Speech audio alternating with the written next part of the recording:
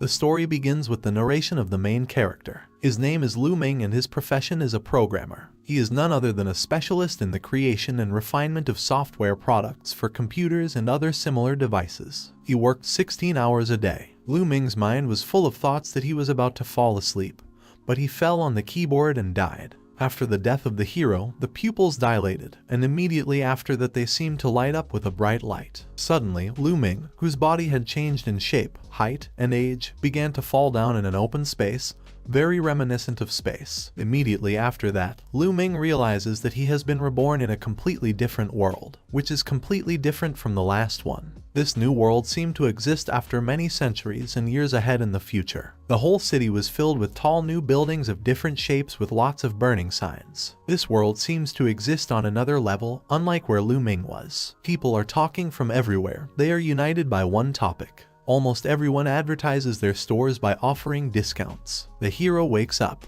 The young man is abruptly blown up from the spot. The guy sits down on his knees and carefully looks around the room in which he is and does not understand where he is. The guy decides to get to his feet and look around again more closely.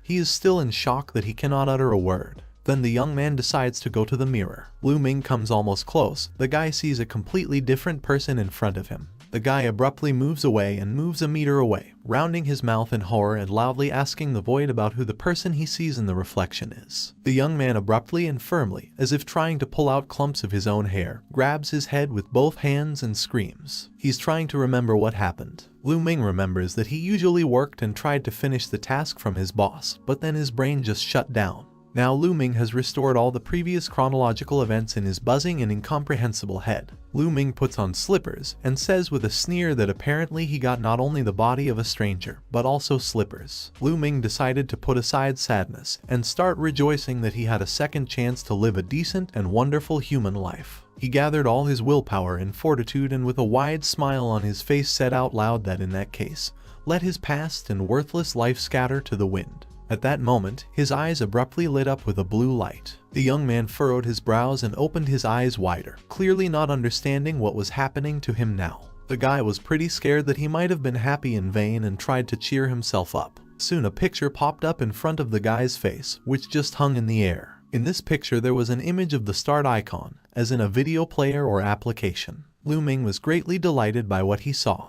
It dawned on the young man that he could take and watch any moment of the life of a person who had previously been in this young body. Ming from the New World is a 16-year-old student who studied in college. The young man has a very good understanding family with healthy relationships. First of all, Ming thought that the basic characteristics of the young man were already pretty good, but he did not understand why the guy entered a bad college. Immediately after that, his thoughts were interrupted by the opening of the door to the room. Ming opened his eyes wide and turned around abruptly. In front of him now towered a young and very beautiful girl. It was the sister of the previous body carrier. At that moment, Ming realized that his sister was already standing in front of him. And the first thing he thought about was that his older sister was too beautiful, sweet, and pretty. Ming turned his face back to the wall.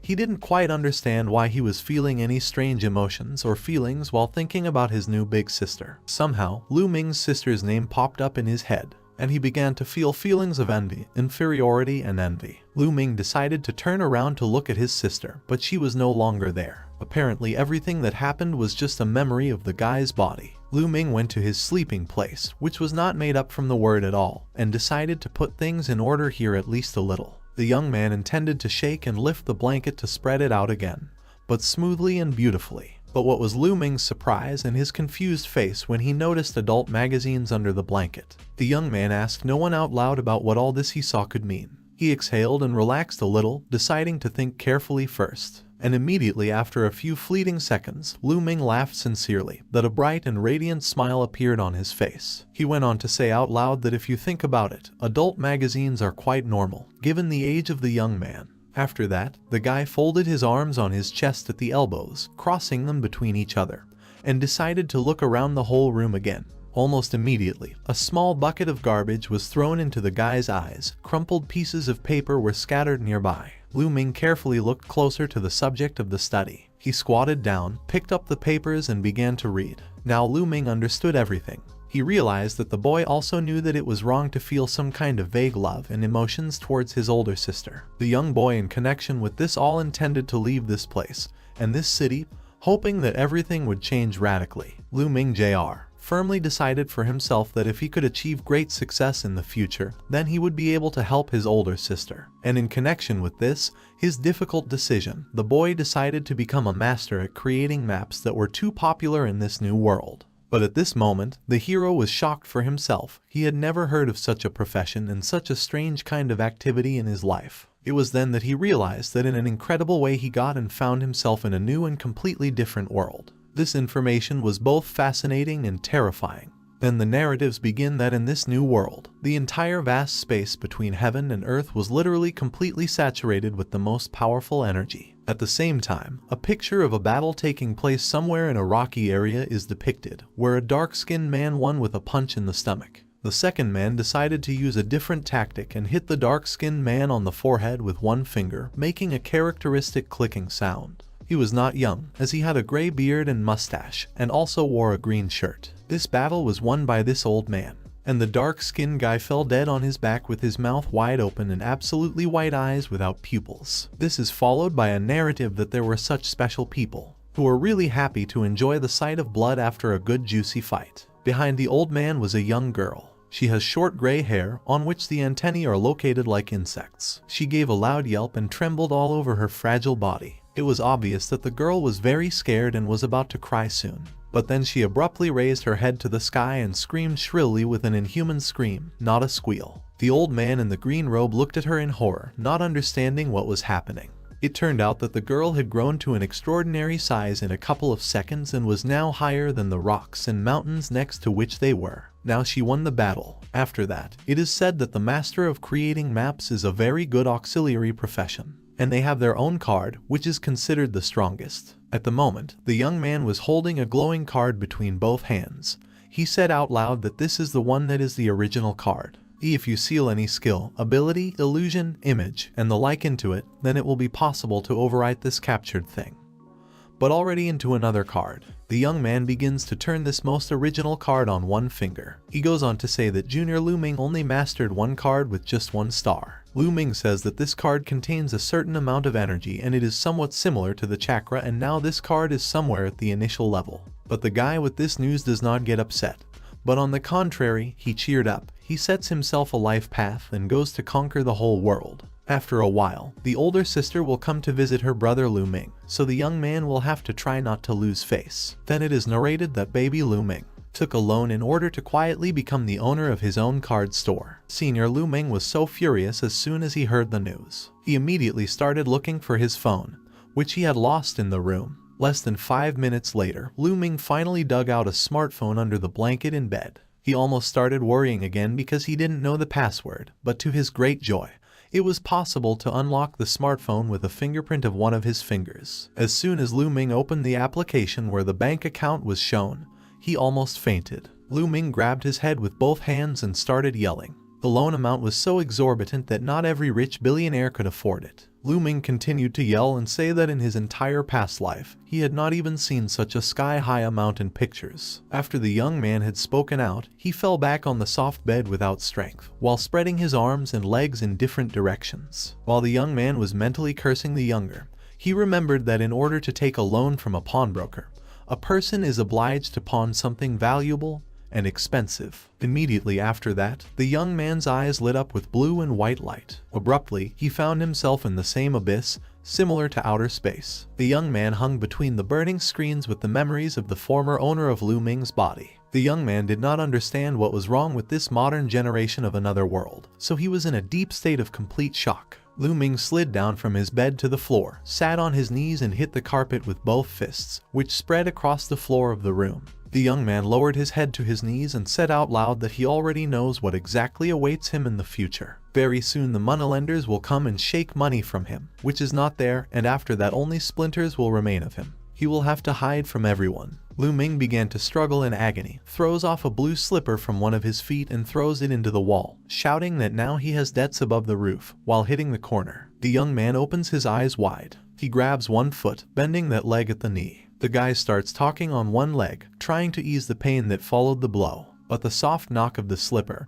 and then the subsequent creak of the door that has just opened, bring Lu Ming to his senses. Lu Ming approaches the door from where the sound came from. The young man limps a little, and, having put the phone in the pocket of his home shorts, entering another room, the guy has a view of a spacious and bright room with a lot of maps. Ming realizes what Junior has put his whole life on. Now the young man is standing in the middle of his own store, which is completely filled with shelves and cabinets with maps. He slowly crosses the entire room and finds himself at the front door. The guy grabs the handles and pushes her in the opposite direction. Now Ming finds himself on the porch of his store, and in front of him is a modern city of another world. Sellers are shouting and calling customers everywhere. He decides to go deep into the new city, and the first thing the guy finds himself on Main Street. There are a huge number of people here. They go from one store to another in droves. The young man turns around several times and realizes that all the shops in the district are dedicated only to maps. He sees that both men and women, and small children, and young girls, and grandmothers, everyone, absolutely everyone around him is buying up cards. Ming is horrified at the thought that all the people in this new perfect world are obsessed with these cards. There are people of all ages and genders in queues, from babies to old people. Ming is generally surprised how then the store of the former owner of the body still keeps afloat, survives with such competition. When the young man is already standing on the porch of his store, a couple goes to meet Ming. The girl asks to buy a fantasy card, and the guy pretends that he didn't hear anything.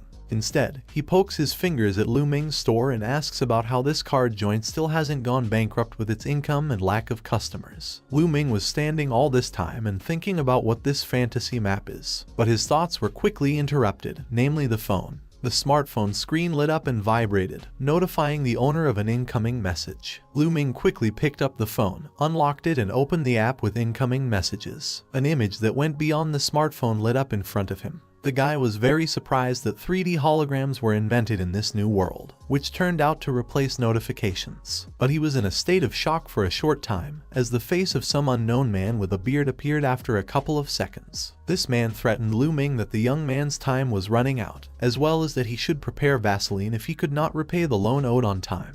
The events are transferred in Ming's own store. In the hands of a young man, a sheet with instructions for creating a base map. Fortunately, Ming worked as a programmer in his past. This means that the guy has to disassemble the drawn instructions. First of all, Ming decided to find the most ordinary empty card, which is painted completely white. The young man put it on the table and began using the tip of the pen to enclose the energy of his body in the map, which would become dark lines on a snow-white empty map. At this moment, he was thinking about what he was doing, almost routine and daily actions that were almost familiar to him. It all reminded him of coding small operations. At this time, Ming was almost done with the conclusion of his energy in an empty card.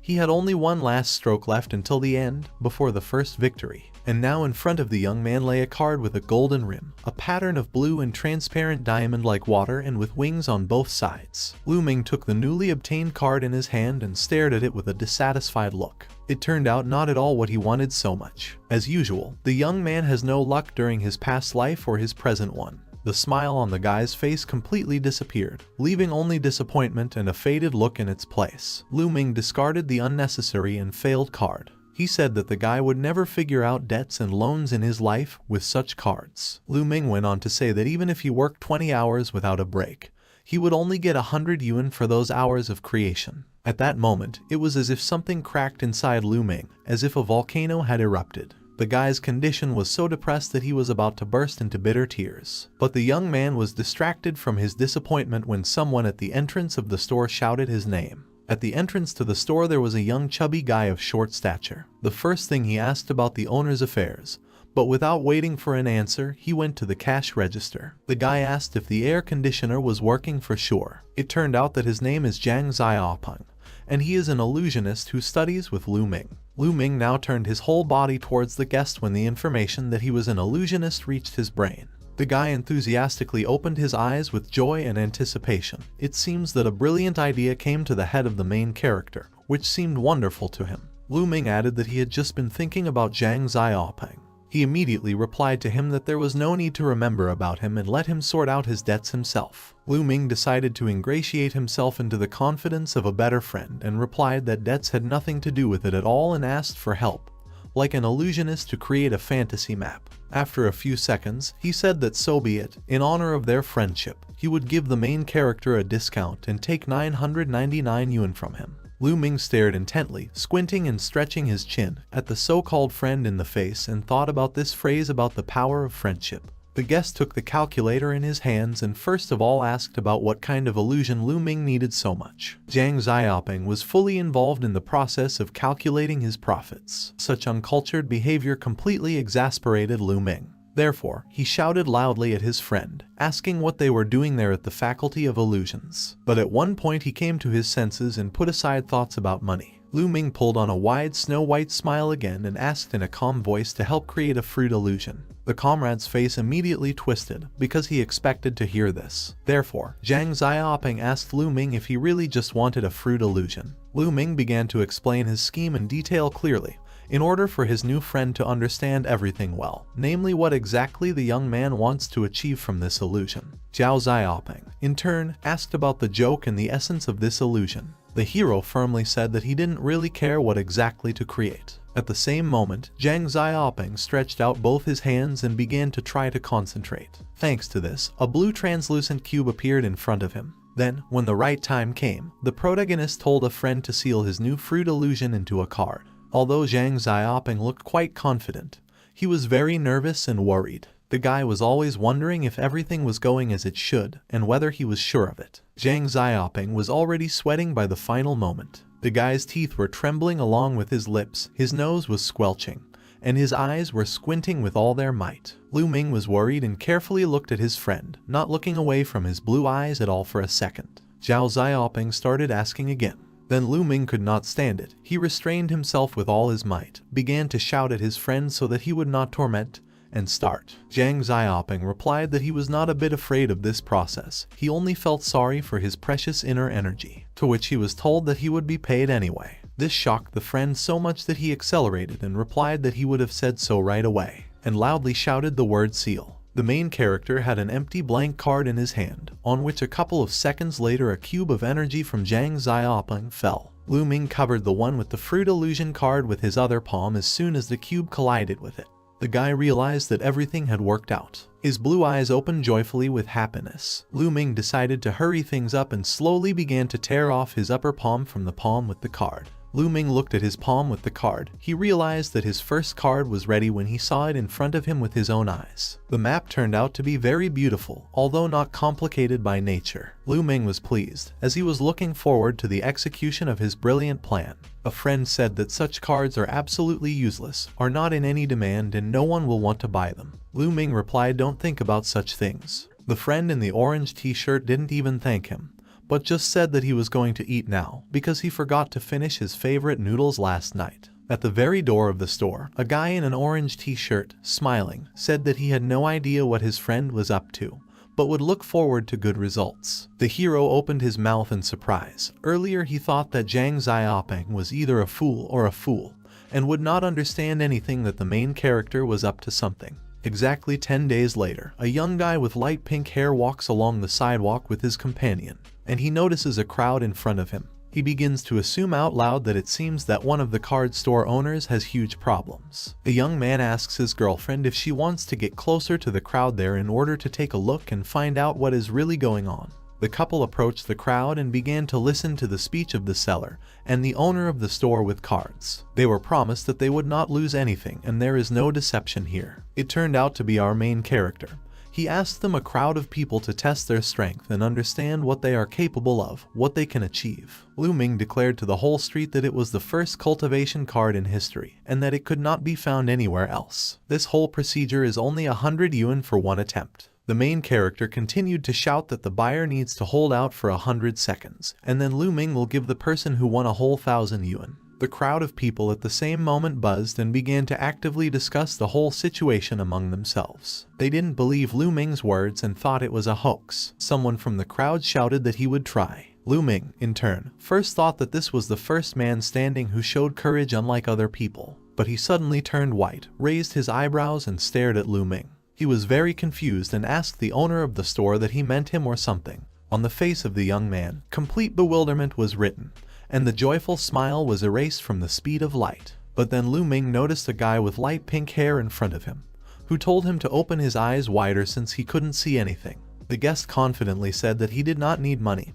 He He was already rich, but if it turned out to be a fraud, then he would report to the Consumer Association. Ming smiled. He was completely satisfied with these words, and he promised that the guy with pink hair would definitely not regret agreeing. He pressed the device into which it was necessary to insert the card in order for it to activate, and shouted encouraging words and announced the beginning of activation. Most of the people from that crowd entered the room and began to carefully observe what was going to happen to the guy who wanted to try. And when the countdown time expired and the very test began, then the pink-haired guy seemed to be in another place. Under the feet of the young man, the floor did not seem to be felt. The earth came to his place, which looked like in video games with terrible quality. For a few seconds, the small guy stood and was perplexed, experiencing strange feelings that could not be described in simple words. He began to look around and noticed for himself that the quality was at the lowest level. There were only solid pixels around him. The guy himself seemed to radiate blue light from inside, thereby illuminating the narrow room where he was. After that, the young man summed up that this place did not deserve a second of his precious time, and said that he would call the association and report this deception. The guy did not have time to finish his thought, as right at the top he saw a huge watermelon flying at the guy with great speed. And then the pink-haired man saw more and more watermelons, which all tried to fall on the guy's head with all their might, thereby killing or pinning the young man down with their weight. In the end, the guy with pink hair clearly lost, not having lasted even a quarter of the time. Only pieces of watermelon fell on him right along with the crust. Then the events are postponed, and it is shown that as soon as the store for Ming cards opens, namely at 4 o'clock, a huge number of people flocked there. People in crowds are overtaking each other, trying with all their might to get in time and try out the ninja cultivation map, not for the first time. In the center of the card shop stood the owner, none other than Ming. There was a mountain of people in front of him, who were eager to try out the ninja illusion as soon as possible. Not only do almost thousands of people come to Ming every day, but there are also those who ask to go first, promising to pay 2 or even 3 times more. Then the events are transferred to another place, to other new characters. There was a man in a tall new building that looked pretentious and expensive. The man asked his assistants about the fruit ninja and the first cultivation card. Do such climax cards with fruit ninjas exist at all? One of the people said that after launching such a cultivation card, a person falls into another world as if there, large watermelons begin to fall from the sky on the user. Each time the speed of falling watermelon and their number increase. If the flying fruit touches the player 3 times, then the round is considered over. Ming earned almost 100,000 yuan. The man summed it up by saying that this figure only continues to grow and grow, despite everything. A man in a purple suit and a gray square blinked in surprise. Even the tiger, who had been sleeping up to that moment, lazily opened his eyes. The man began to talk out loud about the fact that although the design of the cultivation map may be very simple, but the mechanics should be very entertaining and complex. Continuing to say that the owner of the card store has everything thought out to the most elementary details, because this Ming took care of the involvement and interest of people. The 2 assistants said in one voice that they had never heard Ming's name before. In general, nothing about him. For himself, he decided that by any means he could get this very cultivation card with a fruit ninja, and then he could send it to their headquarters. This man ordered his subordinates to prepare the car. At the end, he added that he would definitely take possession of this card at any cost. Further events are again transferred to new characters. Now a man with a pumped-up body is engaged in the gym. The man asks the interlocutor how it happened that young master of creating maps manages to earn so much money at once. The boxer crunches his fingers and tells the assistant to immediately find out which of the illusionists helped Ming in creating this card. This dark-skinned man turns out to be the owner of a large card store called Crystal Cards in the city of Ming, and also his name is Jiang Chun. The events are transferred to the street where Ming's store is located. A large crowd of people, already familiar in its number and size, creates a long queue. Ming loudly, so that people on the street can also hear, notifies that he is sorry. But the institution is closing, so that's it for today. Someone comes out with a smile on his face and says that he will definitely return tomorrow, so let the owner prepare more cards. When he is alone in the room, Ming begins to laugh slyly. The young man is sure that visitors will spread the news about his cultivation map to all their acquaintances. The young man already wanted to close the front door to his shop to go to rest after a long, hard, and full day of work. A stranger comes in. He says greetings in a velvety voice in the form of a good evening wish. The young man was already beginning to apologize and say that the card had already spent its energy for today, so the visitor should come another time. But at this moment, Lu Ming notices, in addition to the visitor, a large tiger with a bright and very fluffy coat. An animal with just a glance already subordinates a person. The guy then gets very, terribly scared, falls to the floor and tries to say hello to another visitor, namely a tiger, in a more or less calm voice. Lu sees 3 people in front of him. One of them, who stands in the middle, first of all asks the young man about his name, already knowing him from somewhere in advance. Lu Ming looked at the man in the suit in surprise, not believing his eyes. It turns out that the manager of the largest card store chain is standing in front of him. Then the young man Lu Ming realized how it would be necessary to behave in front of a client of such a plan and position. The guy quickly lifted on both legs and joyfully greeted the visitors with the words "Welcome." The man said that the good fame of the Lu Ming card store with the branded Fruit Ninja has already spread to all corners of the city. Lu Ming decided to pretend to be a silly boy, so he asked about the fact that Mr. Kyan Shenkai decided to meet him personally. The man immediately decided to say why he came here. Their company, in which he worked, wants to buy out the plan or schematics, as well as the design of Lu Ming's map for 100,000 yuan. The young man's gaze immediately sharpened. The young man abruptly and directly asked Mr. Kyan Shenzai that he was joking and playing him by naming such a sum. The young man added that only today his salary was 100,000. The man stood with a stony face on which nothing could be read. The man turned around and headed for the exit, adding that there is truth in this, but let the young man not think that everything is so simple. The idea of the cultivation card itself may be original, but its design and such a fruit illusion itself are rather mediocre and simple. The man added that he sincerely admired the ability, but he asked a rhetorical question to the young man: how many days he thinks it will take to create a copy of his card. And it was at that moment that the guy turned almost the whole body to the manager, turning the question over to the manager in order for him to answer himself. Mr. Kyan Shenkai turned an empty blank card into a black one with orange lines in a second, and right in front of Lu Ming's eyes. The man grinned slyly, clearly trying to intimidate the poor young man. He abruptly and loudly declared to the whole room that he would need no more than 1 day for this. He said that the whole day is the maximum, and so if you make some small investments of money, then it will all take just a couple of hours. Out loud, he made a prediction that tomorrow all the card shops will be completely filled with copies of the original cultivation card with Fruit Ninja. And then he said that the young man's card would simply become useless. After this phrase, the young man Lu Ming almost fainted. The man approached Lu Ming, and looking at him from above, said that in just 1 short day a person is able to get rich and lose absolutely everything. Mr. Kyan Shenkai squatted down. He handed Lu Ming his business card and told him not to delay the answer. As he left, he threw phrases like that, so that the young man would not delay with his answer, because after a couple of hours, the man would no longer need the Lu Ming cultivation card. After the man left, the guy for no reason crumpled the business card, and then tore it into small pieces so that it wouldn't hurt his eyes. Lu Ming grinned slyly and thought to himself that nothing would come of this strange manager, since the young man had already thought everything out for a long time. After a while, someone started knocking hard on the door of the card shop again and breaking in, while shouting and calling the owner by name with the addition of the word brother. Zhang Xiaoping didn't even say hello as he ran in, and once started shouting that he had just bumped into Mr. Kyan Shenkai. The main character said that this Mr. Kyan Shenkai came to buy an original card with a Fruit Ninja. He, in turn, hastened to say that Zhang Chun himself came to him, and then explained that he was the full owner of the Crystal Cards chain of stores. The main character did not expect to hear and find out such news, because somehow he did not even remember about his friend. Zhang Xiaoping exclaimed joyfully that he was finally recognized and all his virtues were seen. Lu Ming grabbed Zhang Xiaoping's shoulders with both hands and began to shake him violently.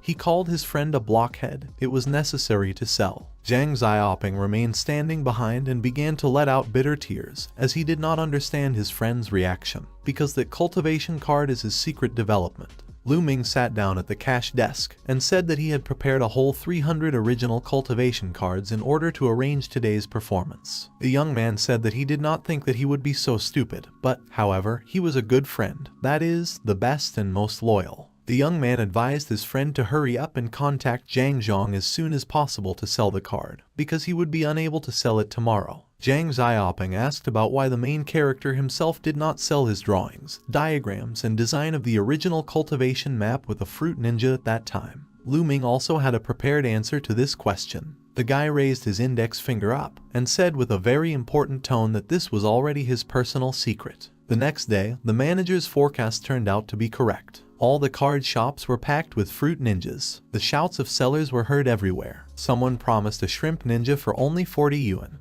while adding a promotion that the top 3 players would receive a plate of delicious sea shrimp as a gift. Another seller shouted that there was an exclusive in his card shop, and that it was only there that it was possible to buy a cabbage ninja. In front of the building of the Izai company, people were crowding, who were invited to try their luck and try out all the new updates for the Fruit Ninja map. The man was in his office and was smiling quite broadly. Tomorrow afternoon, a copy of the Fruit Ninja cultivation card will appear in all branches of the Izai company. The assistant praises the boss and adds that he greatly respects the boss and brings him the most sincere congratulations. The man shares that probably in the near future he will be promoted to the manager of the headquarters, or for such merits in the work they can allocate some share in the company. The man continues to philosophize that business is business, so it doesn't matter who came up with the idea, because the main thing is who will cut down more money. In the end, a man with a proud smile says that the person who will cut down more money will be himself. At this very moment, one of the assistants, namely a short and plump one, loudly calls the boss, trying to notify him of new news as soon as possible. Hien Shenkai quickly turns around and asks without panic and unnecessary fuss to tell everything in detail exactly what happened. The assistant says that there is new news, and also that they are simply incredible. But in what sense incredible helps to understand his face. Hien Shenkai asks to notify him as soon as possible about what kind of news has surfaced, while adjusting his glasses. A plump man in a suit asks the manager not to worry in any way, and at this moment the boss snatches the tablet from his hands. After a few seconds, the man begins to yell loudly, as if he is being cut into pieces. He can't believe his eyes from the word at all. Hien Shenkai experienced such a huge stress that he fainted on his own back. 2 wards immediately rush to the boss. Further events are transferred to Zhang Chun, that is, the owner of a chain of card stores under the beautiful name Crystal Cards. He watches Lu Ming's video where the young man tells that initially this card was intended for ordinary commercial sales, but now he reveals its scheme. Lu Ming that children are the future, and this ninja cultivation card is his gift to the younger generations so that they are well developed physically. At the end of this short clip, the guy smiled and said goodbye, and once again said that the creator of the Fruit Ninja Lu Ming was with them. The man thought that the money he spent on financing the masters of creating maps and 48 illusionists was simply in vain. And then the man boiled. He began to squeeze both hands, saying the name of the main character several times. But then something happened that no one expected. He burst into tears bitter with grief, saying out loud that he would catch up with the young man. In Lu Ming's shop, a classmate enthusiastically said that his video was simply amazing. The whole internet knows about the existence of Lu Ming. Lu Ming only smiled sweetly once and said that everything was going according to plan, exactly as needed, exactly as he had planned earlier. To these words, Zhang Xiaoping asked his friend if he was sure that he was doing the right thing and would not regret it later. Zhang Xiaoping explained that while he leaked his own drawings on the Fruit Ninja, he crossed the road and offended the titans of the market, whose pockets are full of money. He hastened to reassure his friend, telling him not to worry about it. As long as these rich titans of the market have money, they will not be lost, but they will not touch him either. Lu Ming turned to a friend on the move, said that he had one request for a friend. He immediately asked that another bestseller was waiting for everyone in the near future. Lu Ming only said that at the moment he was not done with it yet, and firmly stated that it was the perfect time to move on to the final step of this sensation. The classmate narrowed both his eyes and stared at his friend, thinking to himself that Lu Ming was planning something very dubious again. The main character, in turn, replied that this part of the plan is the last on the list, but the most important of all the previous ones. The young man asked his classmate if he had ever heard of hype, advertising and earning money via the internet. Lu Ming had a clear plan in his head all this time. It is narrated that the cultivation card with Fruit Ninja from Lu Ming is now famous and is gaining incredible popularity with each new day. Now the masters of creating maps are developing many different types and versions of it. They are challenging and therefore wants to fight Lu Ming one-on-one. In one of them, the hosts invited 2 very famous card creators. One said that this card does not deserve a share of the popularity received at all. The second added that it looks very shabby, and its creator is even worse. The man said that he should give the young man Lu Ming his due in conducting business and the market. He is very good not only for a beginner, but also for a professional. The second added that the guy is just cannon fodder, which is trained in a simple technical school, and he will not be able to compete with the giants. Maybe the cultivation card from Lu Ming quickly shot up in popularity. However, unfortunately, the young man is not an illusionist and has never been one. And it turns out that the success of this card is really only a complete accident, and a successful combination of various circumstances. There are thoughts of an unknown person that in reality it is not worth following Lu Ming so closely, because he is only a good and smart businessman. And that's the point. It laughed and said that the illusion of Lu Ming is too easy and simple, adding that the structure is very lame. Such things do not last long on the market. The masters of creating maps with a huge experience behind the young man do not care even when Lu Ming raised such a fuss and caused a stir on a large scale. Although some old man got interested in this young youth named Lu Ming, he would still have to wait and see what would happen next. The events that happen next move to the main character. The action takes place on the set in front of dozens of different cameras and spotlights. The videographer guy notifies everyone present about the start of shooting and presses the button on the camera. The camera zooms in on a girl who says it's very hot here and she can't stand anymore. At the same moment, Lu Ming appears in the frame. The guy voices his words that this new ice cream will instantly cool everyone. Lu Ming is agitating everyone watching this advertisement to try this wonderful ice cream by themselves, not to be lazy, but to get up, get off the couch and go to the store. The young man showed the girl and Lu Ming who had filmed and performed their role a thumbs up, while praising that the work was done perfectly. The director added that it's hard to believe that Lu Ming is acting in an advertisement for the first time, or anywhere else. The young man has so much charisma that the main character laughed heartily. The young man sincerely thanked and asked to take care of him, communicating with the team in a very polite manner and with a respectful tone of voice. In addition, at the end of the whole process, Lu Ming remembered about the salary, to which he was told that the salary would be paid in the very near future. Now the main character himself showed his thumb pointing upwards. The young man's eyes were burning with joy, and it was written on his face that he was very happy. A friend held the phone during the entire filming process. He notified that 500,000 yuan had been credited to Lu Ming's bank account. He was in shock. Zhang Xiaoping went on to say that 500,000 yuan is the whole fortune of one person. He is also rapidly growing in popularity. Walking. The friend also added that it's much easier to just act in advertising than to be a master at creating maps. Zhang Xiaoping said that as soon as they earn a tidy sum together with him, then they will open a new card store and he will become his right hand. Upon hearing the proposals, the hero smiled slyly,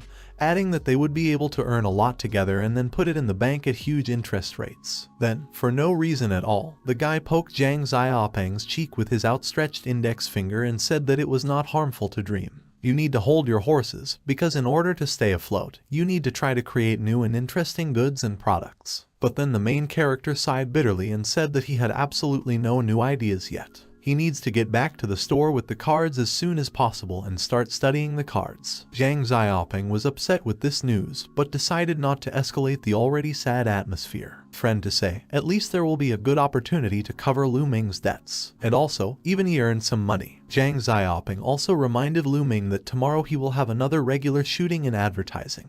But Lu Ming was not particularly encouraged by this. Zhang Xiaoping asked his friend to have a good rest and get a good night's sleep, because tomorrow the guy is waiting for a car of all sorts of different work. Lu Ming responded to the concern of his classmate by saying that it was better to take a taxi himself, because he wanted to walk around the city at night. Zhang Xiaoping quickly caught a yellow taxi, and when he was already driving away, he shouted farewell words to his friend. Lu Ming first waved his hand, and then waited for the bright car with a friend inside to disappear around the corner, and went on his walking trip around the city. Lu Ming looked up at the starry night sky and smiled at the thought that his problem with sky-high debts had finally been successfully solved. Kicking the jar, he thought that there really are a lot of different interesting things here, but by and large, everything is the same as it was in a previous life. After that, Lu Ming finally decided for himself that since his past simple life was an ordinary office worker, he would climb to the very top in this world. Events are moved to another location.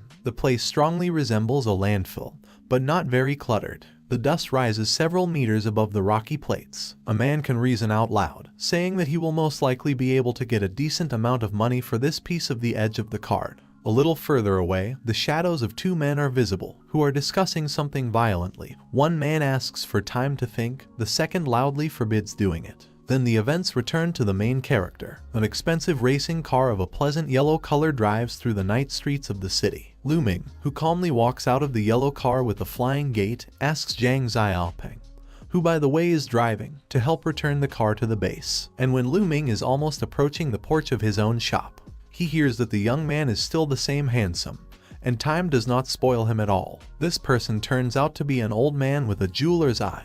He says that he has already been waiting for him to wait. Memories click in Ming's head. It turns out that this nasty old man is a small local punk who is always hanging around on the outskirts of the city. Ming seriously tells this punk Shishanju that he will call the police, but he said that he had not come here to him for what the young man thought. The man grinned slyly and said that he had come here to sell one very interesting thing that would interest him very much. After a couple of seconds, the man pulled out pieces of the corners of the original gold card from his pocket. As a result of heavy battles or dangerous experiments, many cards cannot cope with their load that people have placed on them. So this meant that the map makers could study these weak energy lines in order to improve their drawings, diagrams, or design. Ming took thought about what about these, because they are special, which can be seen with the naked eye. Already inside, the man explains that these pieces are pieces of the legendary small gold card. He said he picked them up in a big skirmish where a lot of cards were damaged. He himself picked up only these 2 fragments of the legendary small gold card.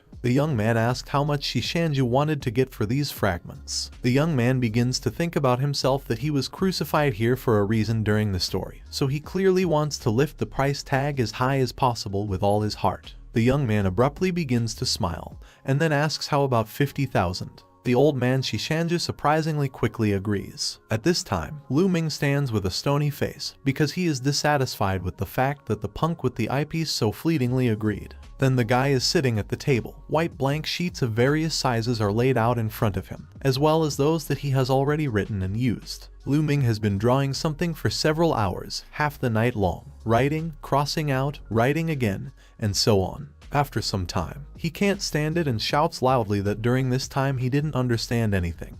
Not a single brilliant idea hit his head. Ming grabs his head with both hands and screams like he's out of his mind that he can't cope with determining either the category or the rating. At the moment of his sudden movements, one piece of the corner of the legendary small golden card flew off and landed directly on the device into which the card is inserted. The young man notices a fragment of the map, which lies directly on the device. Ming's face turns serious and thoughtful again.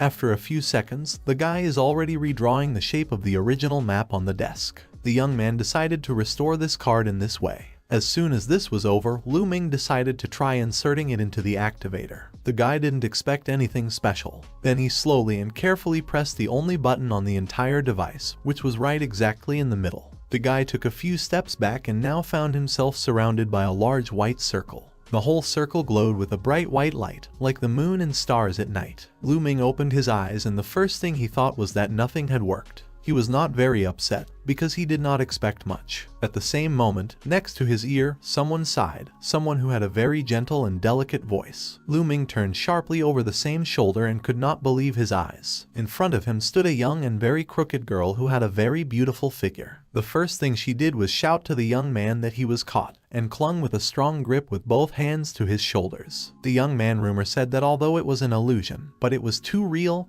and realistic. There were no pixels around. The brunette, without taking her eyes off, looked attentively at the young man, and a romantic atmosphere was flying around. The girl grabbed Ming's right hand by the wrist. At that moment the young man's head was spinning like a tornado. Heat ran through his whole body, and he even screamed. Ming's head went from the feelings that overwhelmed him from different sides. It was the first time he felt a real touch. While the young man was in a state of euphoria with flushed cheeks, the girl reached for the knife with her free hand.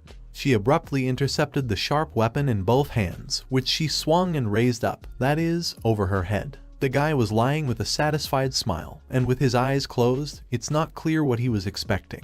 The young man's heart was beating wildly. At this time, in the real world, the card activator began to emit a strange screeching and quiet noise, which is why it began to break down because of the non-original card. Therefore, Ming abruptly transferred from the illusion of a piece of the legendary small gold card into reality, into her own shop. The young man was very upset that he returned so quickly without experiencing the illusion to the end.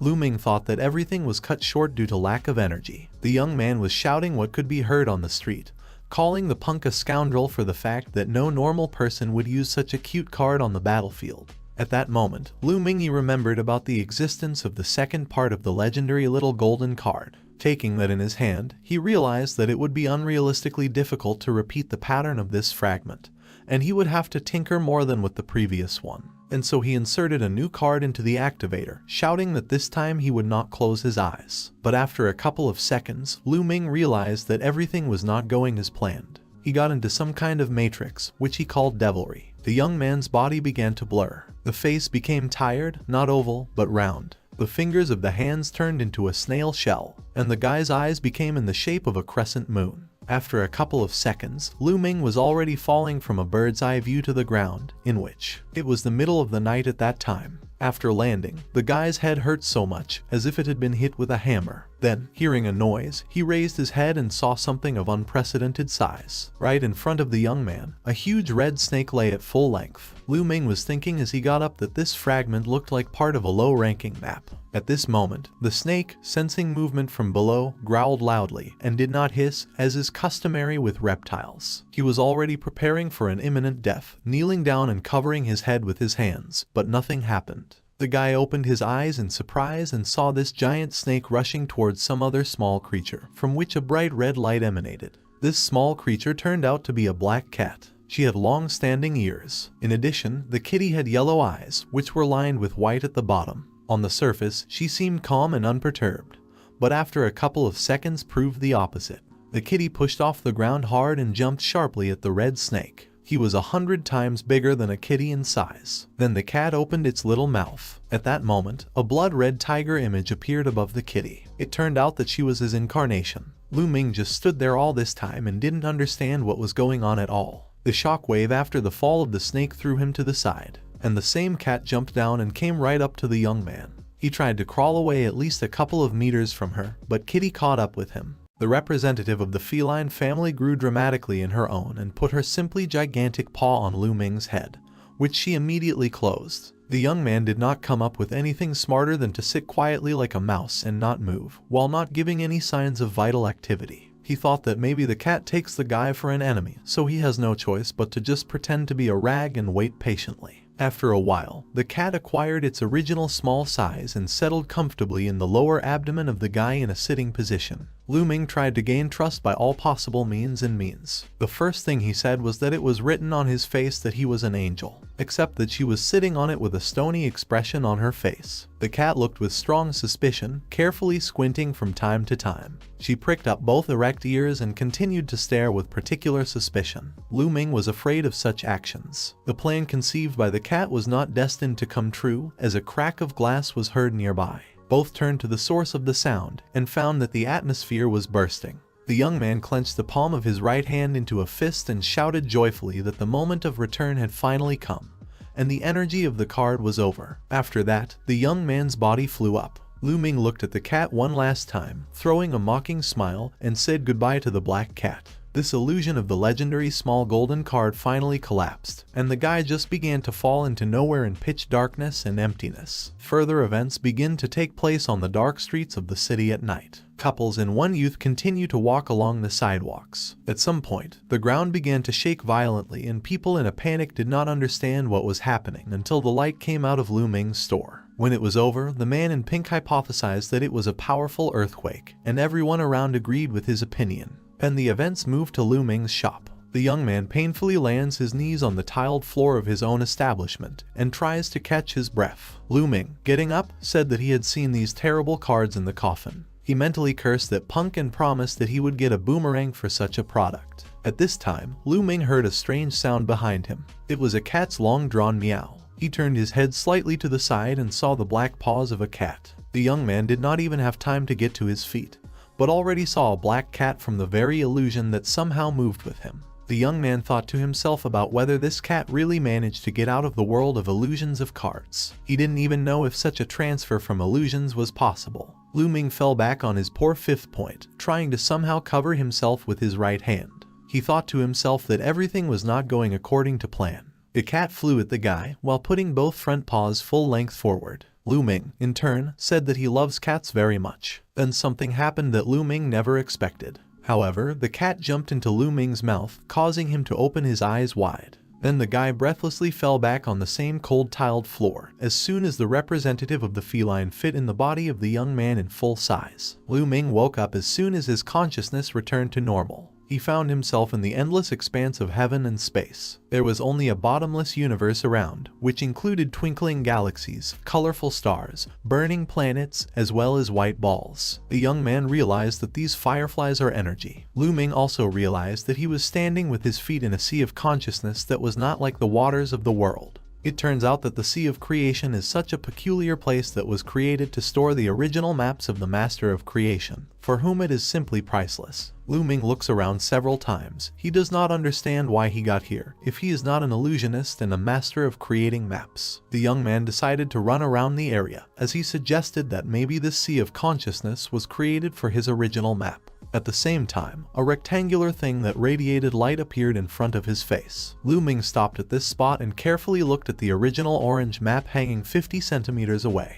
There was a black cat sitting next to the original card, which still quite inadequately got into the young man's mouth. Further events occur after some time. Zhang Xiaoping came running, telling him to look at the ranking of internet search queries. Everything is bad. Now the first place was taken by the news sensation that the author of the divine creator of maps is running around the streets naked. The second place was taken by Lu Ming. Both guys tensed up and began to think about a new brilliant plan. Of course, Lu Ming also wanted to be on the first line of the rating. The events are transferred from the continuation of the story of how Lu Ming got into the Sea of Consciousness of the original map. Kitty abruptly opened her huge mouth and exposed all her fangs. Lu Ming thought that since he was the only living creature here besides the cat itself, then it would hunt him. But it was not there. A gigantic black cat exposed its claws and released its fangs on the original map, which was peacefully hanging in the air. At these moments, the main character's face was distorted in a martyr's grimace of pain, as if a black cat had pierced into the young man himself, and not into the original card. But the young man gathered in himself the last grains of courage and bravery. He ran towards her with all the anger he had accumulated by this time. Lu Ming was rushing almost at the speed of light. The guy was waving both hands in different directions and shouting why she was doing it. Due to the flick of the black cat's tail, dozens or even hundreds of arrows flew at the guy. The young man did not have time to prepare for this in any way, and was just scared. So all those dozens of arrows directed by Kisa stabbed Lu Ming with all their strength. Lu Ming was now completely struck by his entire body and fell backwards. But after a while, Lu Ming still came to his senses. Now the young man was standing in the middle of this place, and right at the bridge of his nose was a sharp arrow. But it turned out that it was not an arrow at all. It was the sharp tip of the tail of a black kitty. You could even say that one thin hair. Suddenly, at some point, the sharp needle of the cat's tail disappeared. The young man shifted his gaze a little lower and noticed how the back of the kitty began to rapidly decrease in size. The cat itself abruptly flopped on its side, falling into the water with all its tiny body. Lu Ming only noticed a black tail sticking out of the sea. Lu Ming began to examine the cat's body while standing a meter away from the kitty, and noticed a deep scratch on the left hind leg. He realized that it turns out that the cat was wounded in the last illusion of a piece of the legendary small gold card. The young man is seriously thinking about what he should do now. Now it became clear that the cat was behaving so aggressively because of the injury. She thought that everything that surrounds her promises her danger and wants to harm. She looked at the young man with special suspicion, as she had done before. After all, the cat continued to worry for her life and wait for danger from the outside world. But the main character could see that Kisa was in a lot of pain and bad. Therefore, I pulled my hand to the cat in order to stroke it later. He smiled sweetly and sincerely, which made his entire facial expression soften and become more tender. Lu Ming was smiling the whole time. Lu Ming asked the black cat out loud not to be afraid of him, even though he had a little energy left, but he would cure her. Kisa's gaze was greatly clouded due to the fact that she had experienced such a severe pain shock.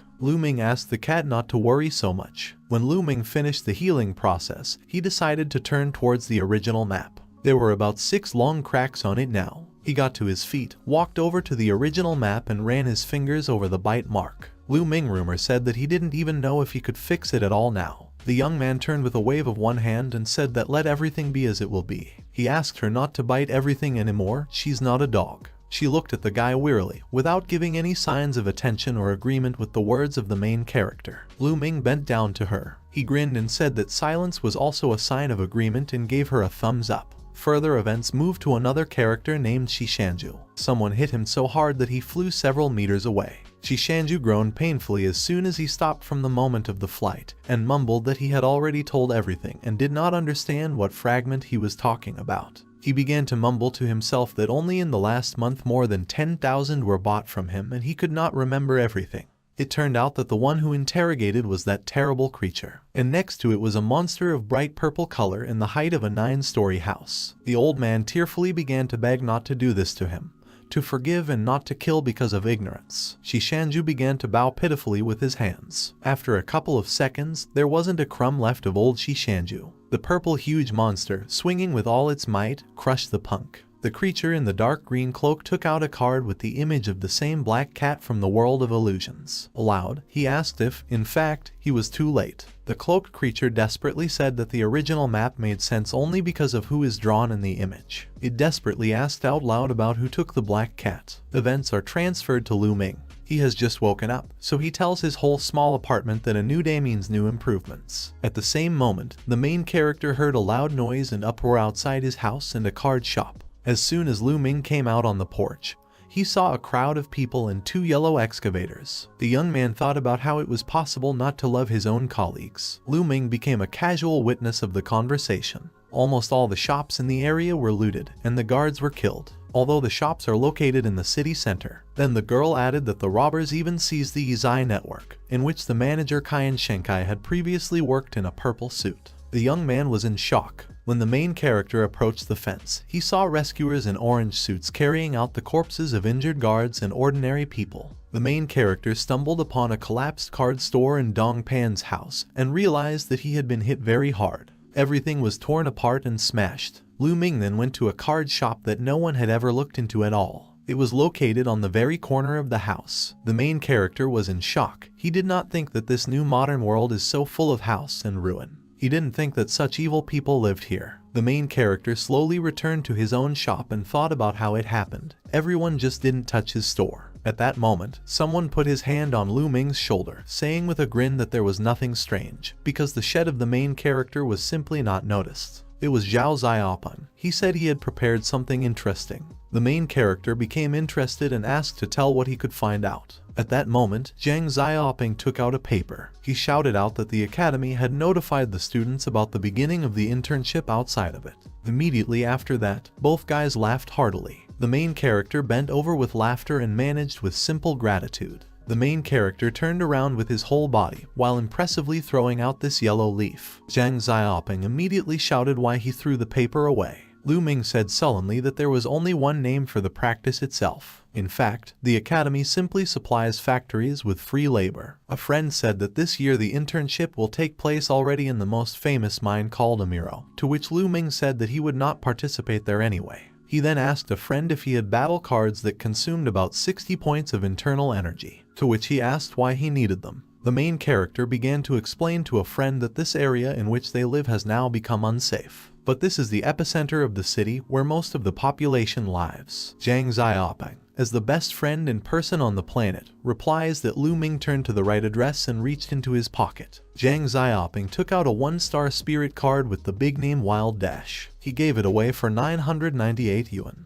After that, the friend hurried away from the store as soon as possible, shouting that Lu Ming would not forget about him if business matters arose. Lu Ming quickly entered a query on the internet and found out that the card itself costs 50 yuan, and 1,000 yuan should be paid for the drawing. Lu Ming started swearing at his friend that he had deceived him again.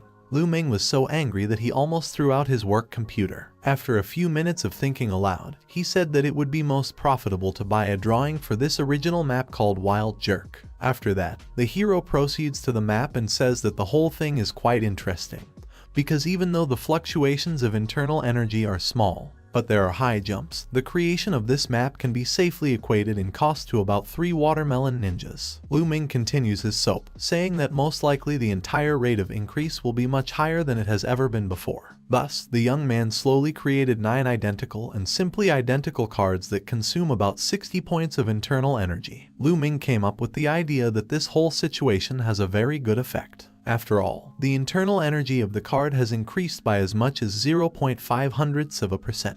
If the result of his work is very good, then you will still have to take and use an energy replenishment card in order to, and this is already very expensive. Then a brilliant idea came to Ming's mind that it was possible to use a catalyst for activation. He went to the catalyst, thinking that encapsulation requires exactly 60 units of energy, which is exactly as much as he needs. The energy will have to calculate the right time for the flash of abilities, and only after that the most original card will be released at the right moment. In order for Ming to become a powerful and strong master of creating maps, he will simply need to master the encapsulation technique perfectly. He managed to press the only button on the entire device for maps, which meant that it was indispensable to turn on. After that, the main character stamped one foot and loudly said that the card called Wild Jerk was successfully activated, after which he began counting down. The main character put both his hands forward and caused the original card to awaken. At that moment, the whole room of the shop lit up with bright colors. Multicolored lines that came from the card and the activator began to play everywhere. Apparently Ming's plan worked successfully. Right before the eyes of the main character, a healthy bull appeared, which outwardly followed the full description of the bull in the picture of the original map.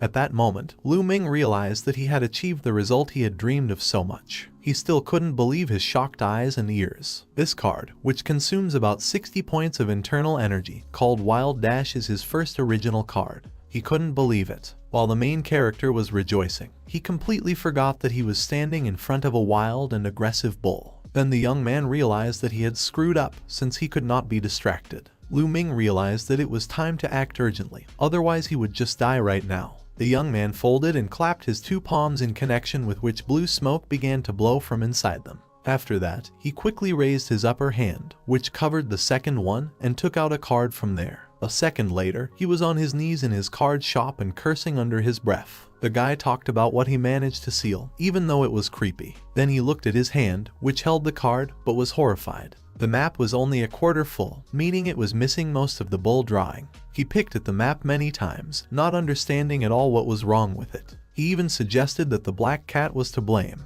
But as soon as the young man looked at its backside, he saw that the drawing on the back of the card was exactly the same as in the drawing. Then what was the problem? Ming even resorted to a computer and the internet in order to properly understand this situation. He found information about segment coverage. One master of creating a high-level map came up with a special technique while using segment coverage. He was even more surprised with this news. He thought that maybe he was lucky again and luck was on his side, since such a good and very useful accident had happened. Ming got up from his desk and decided to try again in order to fully verify his hypothesis. The main character approached the activator, inserted an original card into it, which consumes about 60 points of internal energy. The wild animal certainly appeared a few steps away, but this time Ming was not stupid, but immediately took action.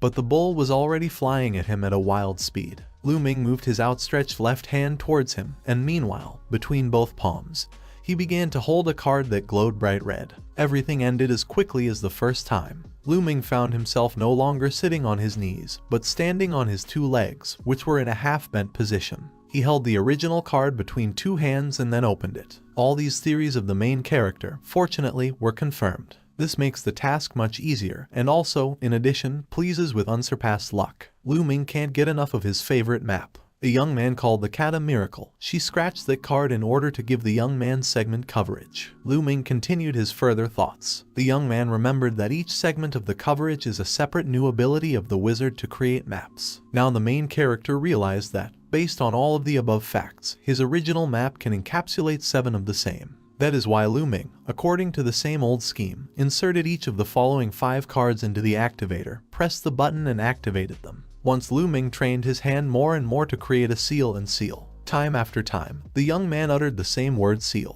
When all these procedures were over, Ming looked at his favorite first original card and said that after everything, Everything merged together. Ming only averted his gaze for a second, and when he returned it, he saw a small bull, and not a formidable, wild, and aggressive one. The young man stared and was surprised for the first time in a day. He never understood what went wrong, and why a healthy bull turned into his childhood version. He already began to think about the sad, namely, that the merger of parts of the segment coverage had failed in disgrace. But when he brought the card closer to his face, Poe realized that she just needed 300 units, or simply put, points of the inner energy of the young man. Ming thought that while he was creating this map, he had greatly increased his internal energy reserve, which is already quite good. After much thought, he finally decided to call the card the Thunderous Bull. Although he had no idea how powerful this bull was, but it required a lot of energy. Further events moved to other characters. That manager of the Yizai company. The assistant tells his boss to take a look at the portrait of the tiger. He begins to talk out loud about the fact that the colors and lines seem simple, but they still breathe strength and power. The manager praises the artist. Then the man asks when such talented artists appeared in their city. The assistant replies that he found it in the Association of Map Makers. The man says that our work will definitely win in the art competition. When the very day of the contest came, the people who came to this exhibition enthusiastically talked only about this picture with the image of a tiger. A mirror mine, located in the southern part of Ming City. It is located at an altitude of 48 meters above sea level, and is known as Ming Laurel. There are more than 300 mines located here. The event takes place at the Risnai plant for the production of energy ore. A bus pulls in there, and from there someone says that this will be the internship places for those who have arrived. Everyone was asked to pack their things and get ready to leave. Most people were in practice for the first time, and at the factory in principle. Everyone was looking forward to the practice. Someone took a lot of snacks with them to have a picnic, because the air was amazing. One of those present began to complain to Miss On that someone had only food in their bag, and another had a game console. Miss On made it clear that all snacks and game consoles would have to be put away, otherwise she would do it for them. Miss Yu was a 3-star teacher of the elements. The guys lined up behind Miss On. A guy standing behind her decided to find out if there really are great entertainment and recreation places here. Miss On replied that anything is possible, but this is her first time here. Everyone became interested in learning more about entertainment, although they understood that they might be paid. Miss On said everyone would find out later. There were still 2 passengers in the doorway of the bus. The main character and a red-haired young man who looked after Miss On with loving eyes. Ming was standing behind him. He began to mimic his friend, and the red-haired guy was horrified that someone had heard him. He, with round eyes, turned sharply towards the sound and saw Ming waving at him. Comrade B fell into a real rage and was already preparing to pounce on the hero, so he even began to clench his fist, but restrained himself, asked Misha what he needed. Ming was just in a state of shock and did not understand why his friend reacted like that, because he just wanted to make a joke. Relations were heating up between them. Ming reached into his pocket for his card. Suddenly, a young man who came here with the hero approached the bus. He didn't understand what those 2 were doing, because they were all about to be distributed in the dormitory, so Miss On asked to find the laggards and send them to the gathering place. Ming relaxed a little, and the red-haired guy calmed down, got off the bus and headed towards the gathering place. After getting off the bus, Ming straightened his hair and exhaled with relief, because the fight was avoided. He thanked his friend for helping him out. The stranger who decided to help was Ziyu, who had the profession of an archer. The young man told Ming that it was not worth thanking him, and he also advised him not to get involved with that red-haired guy, because he is cruel, so even he has to avoid him. Ming stared at Ziyu for a second, because his bow looked impressive, but he could not understand why there was only 1 arrow in the quiver. Ming asked Ziyu what the red-haired guy's name was, to which the blonde young man replied that his name was Chang Liang. Chang is like King, and Liang is like Lian Guang. Ming, laughing, introduced himself, saying that he was a sophomore. Ziyu also introduced himself and said that he was a freshman, and his specialty was an archer. The hero has already started calling his specialty that Ziyu beat him to it, calling him the creator of the cards because of the deck in his hands. The guys finally went into the dorm, and the table was already set there. The products were divided by type. There was a sign next to each plate, and there was also food for cultivation on the table. Food for cultivation. This is a food made from meat containing powerful energy and alcoholic herbs as a side dish. They have a very beneficial effect on further cultivation. Everyone was standing near the table and licking their lips. Everyone wanted to try something as soon as possible. Food for cultivation was food made from masa and containing powerful energy. Someone guessed that the hostel was on a genuine level. The highest level could be exchanged for a training hall. The training hall was a room specially prepared for cultivation. The energy concentration in the room is extremely high, so due to this, a high cultivation rate is achieved. The guys went all over the dorm, even came across equipment for virtual fantasy games. It was from the premium segment. This is a completely realistic gaming device. Many have heard that there is absolutely everything in such a realistic game.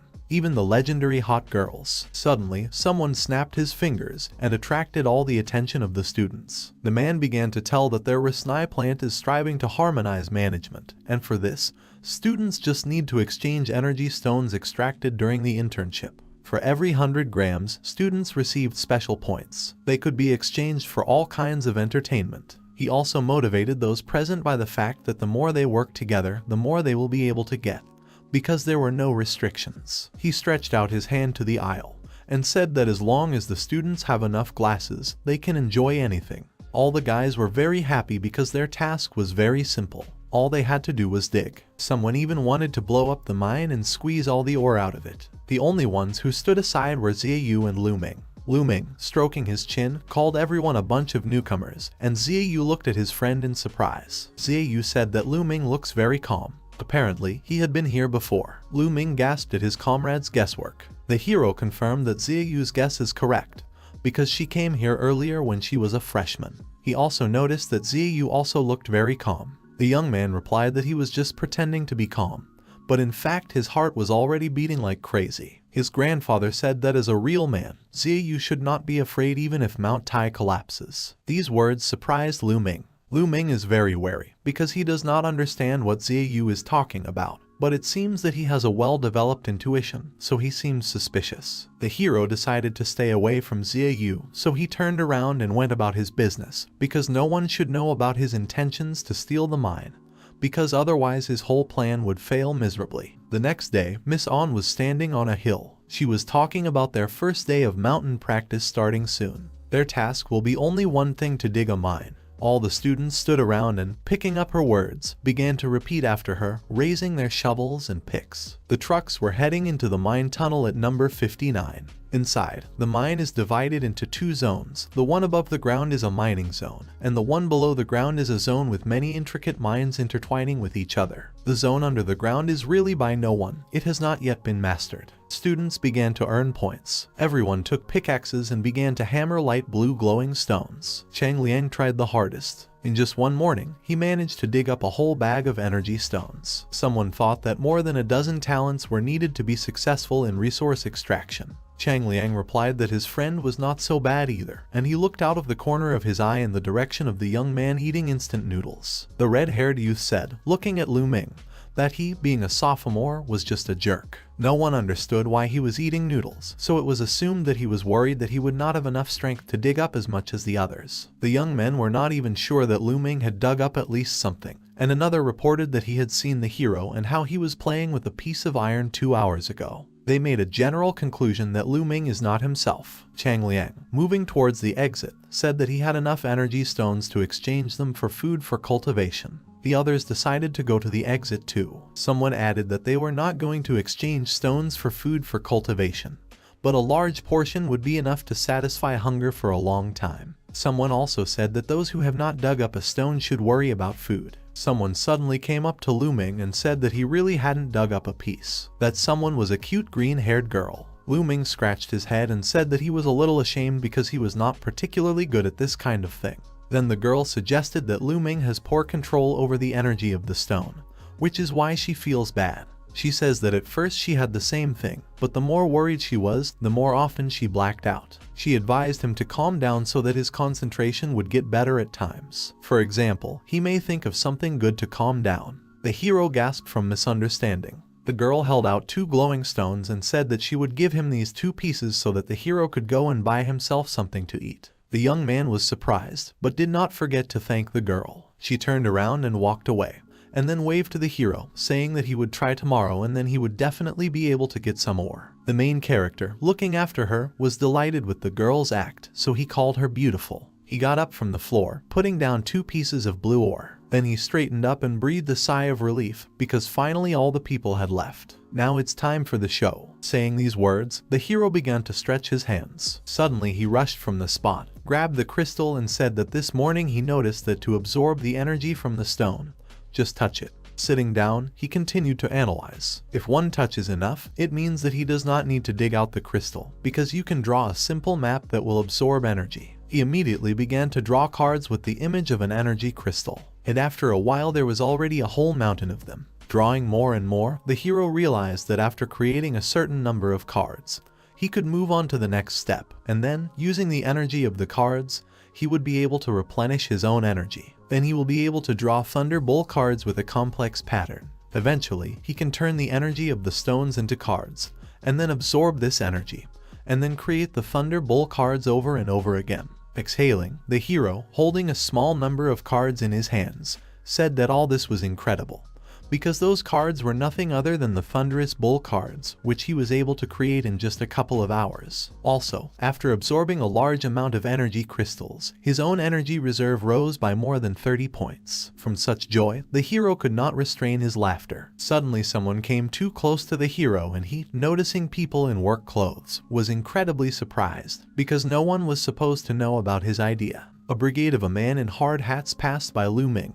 and behind them a man of large build and a girl with pink hair. After passing by, she looked at the main character, but without saying anything, she went on. Ming recognized ordinary miners and people, but he could not understand why they continue their work when they should rest the same way as students who came to practice. Ming thought about a man with a strong physique and a pink-haired girl, because these two did not look like ordinary miners, especially a girl who seemed to be the same age as the main character. Ming realized that something was wrong here. At some point, Ming realized that perhaps those people had come here at such a time to steal the energy of the stones just like himself. Scratching his head, he took the bag with the words that it did not matter for what reason those people came here, to steal stones or for some other reason. But they ignored him, so there is a high probability that he will not be reported. He is incredibly tired, so now the most important thing is to find a place for a tent to be able to sleep and gain strength for tomorrow. On the second day of practice, the sun shone bright and scorching. Walking along the dark shaft, one of the students said that all those gorgeous entertainments that they were shown were just for demonstration. Another student said that the cheapest lunch costs 5 points, and with current prices they have to work 10 hours a day to get food. Others complained that their bodies hurt a lot. One of the young men didn't have enough points for ordinary food, let alone food for cultivation, so they all need to send a complaint about this mine. Someone even understood why Ming ate noodles on the first day. One of the interns told the second one not to worry, because yesterday was their first time, so he thinks that once they gain experience, it will not be so difficult for them. The second agreed with him. Miss On, trying to support her students, waved to them and asked them not to despair, because the purpose of their practice is to teach work and gain life experience,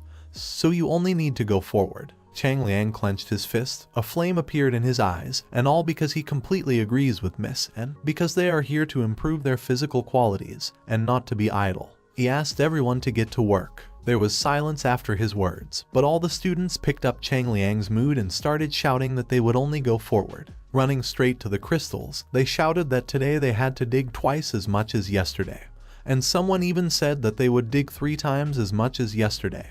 And someone dared to say that they could even dig 4 times more. In the next moment, finding piles of empty gray crystals, the faces of the trainees reflected surprise and misunderstanding of what was happening. Someone couldn't figure out if this was exactly the place that was yesterday, and what could have happened overnight. At this time, Ming was walking along the stone path. He sighed and said that he was really done with this place. Now his energy has increased by 10 points. Looking at the map, he thought that at this rate, he would definitely have more than 300 energy points before the end of practice, and then he would be able to use his bull card. Suddenly, he discovers that there is no further passage, because right above the passage there is a sign saying that it is unsafe inside, so no water is allowed to outsiders. The hero looked at the warning and realized that he had come here unknowingly. In fact, the mine is rich in minerals, so the biggest danger in such mines are landslides. The hero realized that the chance of collapsing here is much higher, although the chance of any other dangers is also not small.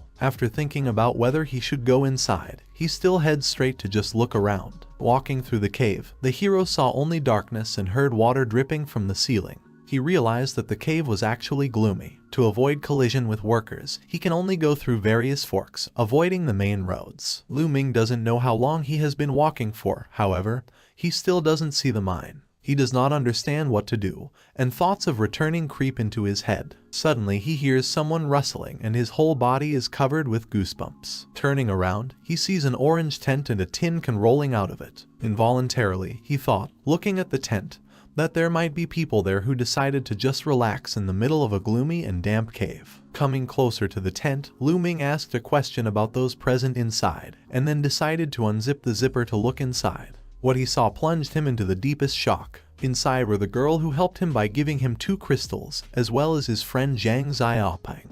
The two were lying in an embrace and innocently sleeping, and meanwhile Lu Ming was looking down at them. Zhang Xiaoping, having mumbled through his sleep, involuntarily opened his eyes and then recognized Brother Lu in the presence. Suddenly Lu Ming realized that this girl was not the one who helped him with the crystals. Zhang Xiaoping awkwardly explained that this girl next to him is not real. He said that this practice of creating a perfect copy is quite difficult, so he created it to make it a little more comfortable here. Touching the doll on the cheek, Lu Ming said that his friend created this copy not only to make it a little more comfortable here, because it is exactly like the real one, so you can assume a lot, but the young man shouted that the doll and he are absolutely clean. Putting his hand on his chest, Zhang Xiaoping said that he really likes Xena, but he does not dare to approach her yet, so he came up with the idea of creating a doll to fill his loneliness. After letting out a tear, he asks Brother Lu Ming to understand his sincere feelings. Putting his hand on Zhang Xiaoping's shoulder, Lu Ming says that he plans to make a new map later, but he lacks an illusionist, so he asks his friend to help him. With a broken heart, Zhang Xiaoping says that he poured out his whole soul to Lu Ming, and he turned out to be so frivolous. Lu Ming didn't understand what his friend wanted from him. He suggested that he would like Lu to talk about making a replica of her in the form of a doll to spend the night with her. Grabbing Lu Ming by the shoulders, Zhang Xiaoping asked him about the illusion, namely whether the hero wants a simple illusion, because he can help him without problems. The hero asked about the price in this case. Zhang Xiaoping, folding his hands into a fist and covered in cold sweat, said that the price would be free, because there can be no question of money between friends. Smiling, the hero agreed with his friend, and then asked him about the route along which a larger deposit of energy stones could be discovered. After a while, Zhang Xiaoping led the hero to a large cluster of energy crystals. The sight alone can take your breath away. The hero happily said that the energy of these cameos is 10 times cleaner than those that were outside, so he immediately grabbed the crystal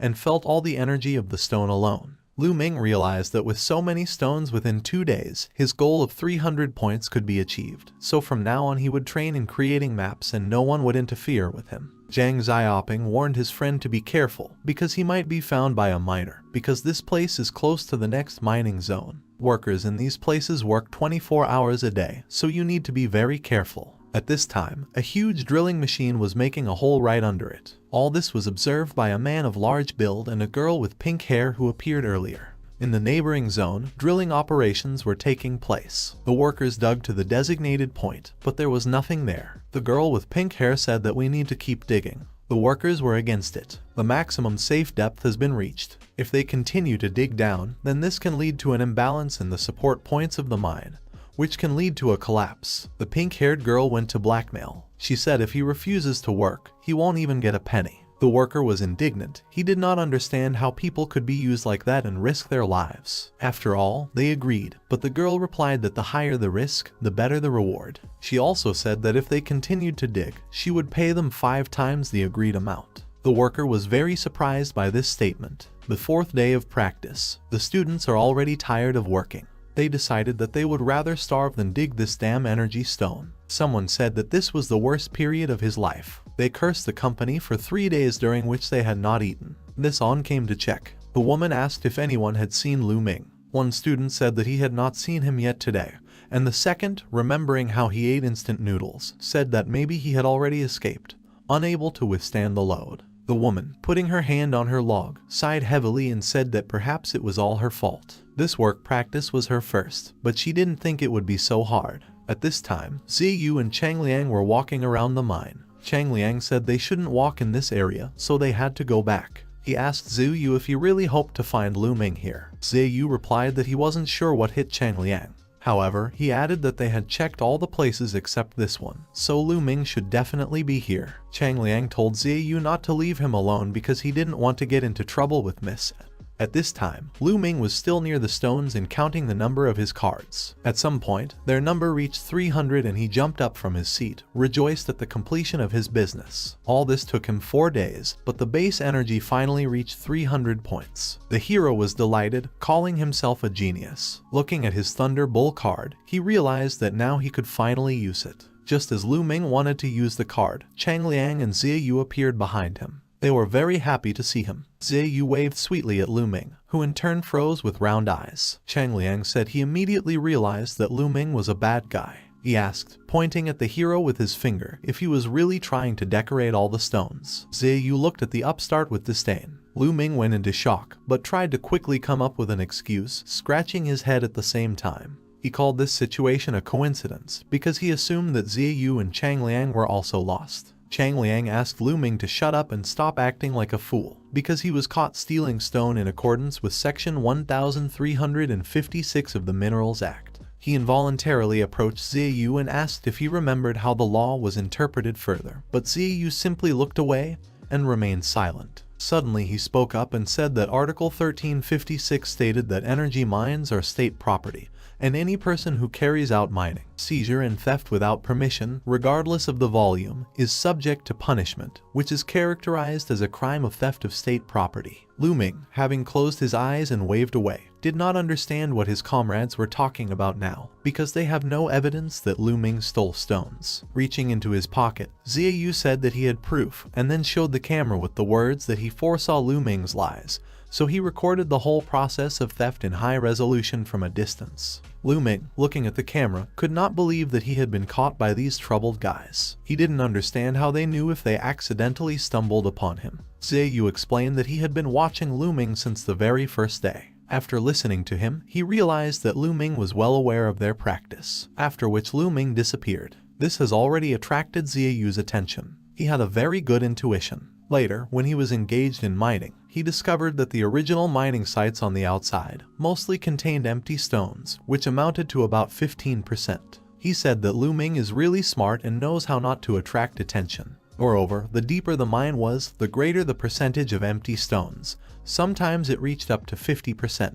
Perhaps Lu Ming thought that no one would attach importance to this, but he clearly underestimated them. He could not even guess that they would go so far. Also, in many mines with empty stones, Ziyu found packages of instant noodles. Putting it all together, Ziyu was almost certain that the mysterious second-year Sir Lu Ming was involved in everything.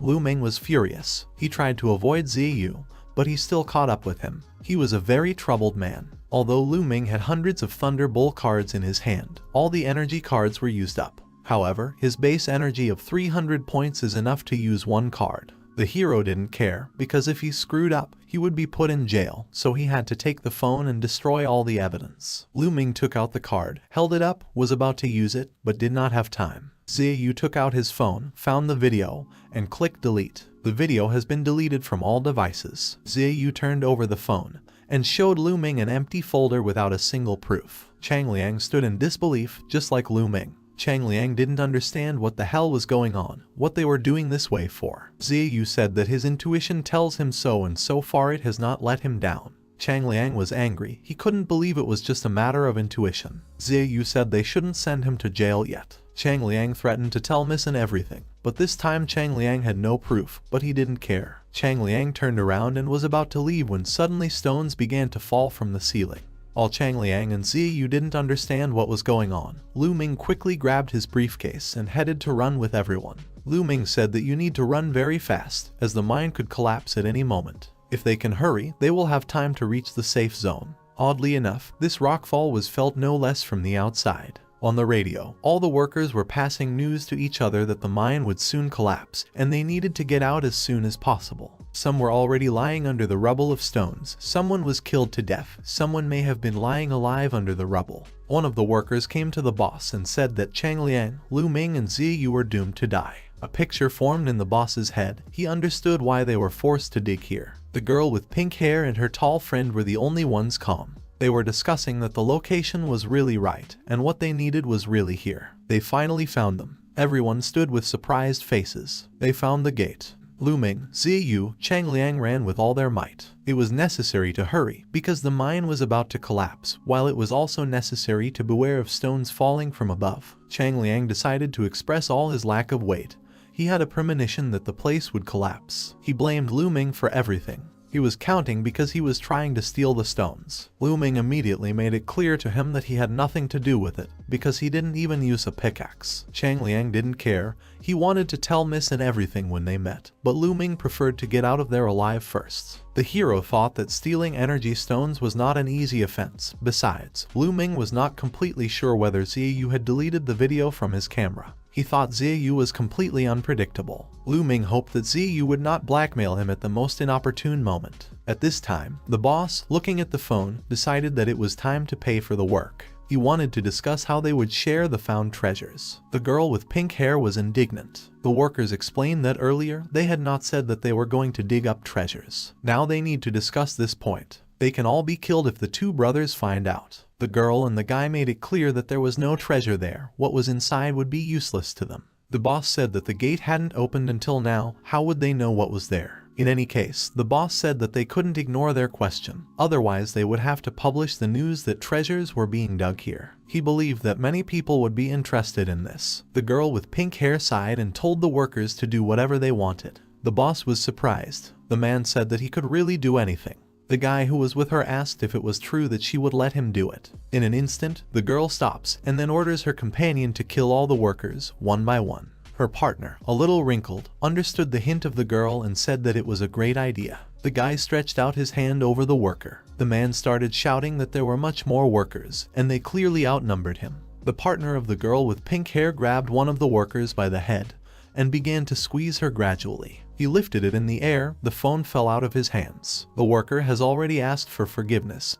He promised that he would do nothing. At one point, the helmet on his head burst. The partner began to be sarcastic because they only told him that there were much more of them. His eyes were glowing pink. While the partner was dealing with the workers, the girl stood near the gate and, passing over the surface of the gate, did some kind of enchantment. Of course, she realized that this was not enough because these gates are not so easy to open. Therefore, she decided to try to do the enchantment a few more times. Looking straight at the gate, she thought for a very long time about how to open it. She did not pay attention to the workers, whom her partner scattered in all directions. Suddenly, one person flew straight into the stone wall next to the gate, which attracted the girl's attention. There was not a single worthy opponent for a partner in the mines. All these guys were weaklings, so it's no wonder they can only dig here. He could easily tear someone's head off, but suddenly the man notices Zhang Xiaoping hiding behind a stone. The young man waved his hand in horror and greeted the furious lump in the form of a pink-haired girl's partner. Zhang Xiaoping was lying on the floor and asked not to kill him. It turned out that the girl with pink hair and that guy were relatives. He called his sister and said that some fat kid showed up here, who said he was a student. My brother didn't know what to do with him. My sister didn't care. The gate had some kind of protective barrier. She hadn't seen it before, so it would take some time to break it down. Before starting this business, the sister ordered her brother to get rid of the working bodies. She asked him to try to disguise the bodies so that everything looked like death from collapse, so as not to have problems in the future. As for Zhang Xiaoping, she ordered him to be buried with the others. The brother grabbed Zhang Xiaoping's leg and dragged him away. Zhang Xiaoping shouted that he was an illusionist and knew what features were imposed on the gate. He saw them once in an ancient book called The Soaring Gates of Paradise. This enchantment is called Heyazi Vijay. Zhang Xiaoping knew how to break the gate. The brother and sister thought about it. Heyazi Vijay meant doing everything for yourself. Most enchantments have passwords, keys, calculations, and so on. But the enchantments on these gates were completely different. The master who created this enchantment was a genius, and an ordinary person cannot break this enchantment. She asked Zhang Xiaoping to tell her how they could be broken. If Zhang Xiaoping could open this gate for her, she would not only spare his life, but also offer a deal. Outside the gate, with the exception of one thing, Zhang Xiaoping would be able to take whatever he wanted, or just ask for money. Zhang Xiaoping wanted to believe that they would not deceive him. The brother said his sister wasn't lying. Zhang Xiaoping agreed to tell the secret. A strong attack was needed to break this spell. People who have tried to dispel these charms before have tried various methods. And in the end, because of endless failures, they got angry and struck hard at the gate, after which the spell was dispelled. Brother Fu was obviously happy. Strong attacks were in his line. He considered it his specialty. He clenched his fists so tightly that the veins stood out on his hands. With all his might, he swung and ran towards the gate, hitting them with all his might. It didn't work. Brother Fu thought Zhang Xiaoping was talking nonsense. Zhang Xiaoping was trying to prove that everything he said was the pure truth. He began to come up with nuances I find in order to stall for time and stay alive. He believed that such a powerful spell required several people to work together. Such a musical instrument, here it was necessary to observe a sense of rhythm. Zhang Xiaoping told everyone that he had exactly what he had, so he asked his brother and sister to rely on him. Zhang Xiaoping tried to brush it off and quickly escape. He said that there were his classmates nearby, and together they would cope much better. Brother Fu realized that the boy was stalling for time, so he just offered to finish him off already. Brother Fu's sister has already heard that the master once said that such a book exists. She said she would believe Zhang Xiaoping, but if he deceived her, he would lose his life first, and then his friends. Zhang Xiaoping almost swore allegiance. When he turned around, he realized how many lies he had told. He believed that as soon as he met his friends, he would be safe. Although they are not particularly strong, but Miss On could protect. Even though she looks quite weak from the outside, she was a 3-star elementalist. Even if Miss On loses, she can buy time to notify the rescuers outside. When the situation becomes unprofitable for the enemies, they will immediately disappear. Zhang Xiaoping considered himself smart, and if you go to bed with a dog, you will wake up with fleas in the morning. Recently he was with Brother Lu, and during this time he has become wiser. The brother and sister started getting rid of the bodies. Lu Ming, Ziyu and Chang Liang reached the guys. Chang Liang wanted to complain to Miss and Faster, but when he saw the problem of the whole situation, he was silent. The only way out was blocked, and no one understood what was going on. The girl, who not so long ago helped the main character with 2 magic crystals, involuntarily looked into the beeping phone. Suddenly she turned to Miss On and said that she still couldn't get a signal, and there was no way to contact anyone outside at all. Someone suggested that the signal is completely blocked. Miss On tried to calm everyone down and said that there should be people outside who know about what happened, so they should have already sent for help. Fortunately, there were no casualties and those present have a lot of supplies. Ziyu said that they would hope that nothing bad would happen. Chang Liang tried to shut up his friend, calling him a talker. Ziyu sighed, said okay and started drinking water from the bottle. The protagonist watched Ziyu's actions warily. He thought that the good thing had become bad, and the bad thing had become good. He assumed that these two would not report him anywhere. However, the hero did not understand why he was constantly experiencing a sense of anxiety and a feeling that he had missed something. Suddenly a realization came to him. There, deep in the cave, his friend remained. He realized that he wasn't here and he wasn't with him either. Suddenly, the hero saw Zhang Xiaoping and a huge young man with a pink-haired girl approaching. Overjoyed, the hero called Zhang Xiaoping and said that he was thinking about him at that moment. Lu Ming grabbed the sluggish Zhang Xiaoping and said that he thought that he had already died, but he was still alive. Xiaoping asked Brother Lu not to swear like that. The hero asked his friend to tell him what he had experienced with his chubby face, but Zhang Xiaoping, feeling his brother and sister from behind, decided to leave Lu Ming and reported that he had found 2 miners in a secret world. After hearing about the secret world, other students began to gather around Zhang Xiaoping and ask him about the secret world. They wanted to find out where the secret world is, but Zhang Xiaoping raised his hands and asked others to moderate their ardor, because he wants to tell about what he saw. Everyone present immediately turned their attention, but only Lu Ming thought about the secret world. He recalled the memories of his youth, where the secret world is described as a legendary place. The so-called secret world was an ancient tomb in another world. It looked like a cave prepared by powerful monks for cultivation. These caves have been developing over the years. They have been powered by energy and, finally, have been preserved intact. The secret world is a real treasure cave. Although most of the secret worlds found were full of charms and traps, but in order to get the treasures and secrets left by their predecessors, travelers pass all the tests. Every time a secret world is created, it creates a huge sensation and drives countless practitioners crazy. Lu Ming felt that Zhang Xiaoping must be very happy to have found the secret world. However, his expression proves otherwise. Meanwhile, Zhang Xiaoping asked everyone present to help him discover the secret world. Exhaling, Zhang Xiaoping thought that he did not expect that the exit would be blocked, so he is in huge trouble. He understands that he needs to come up with something. Suddenly he hears as if someone is sniffing. Turning his head, Zhang Xiaoping sees his friend Lu Ming sniffing at his brother and sister. A pink-haired girl asks the hero what he is doing, to which the young man replies that it's nothing. He has a special ability to enhance perception, and he also has a good nose. Zhang Xiaoping started biting his nails. Lu Ming tells the pink-haired girl that he feels a faint scent of flowers and a little cinnamon on her, but in addition to this he smells blood.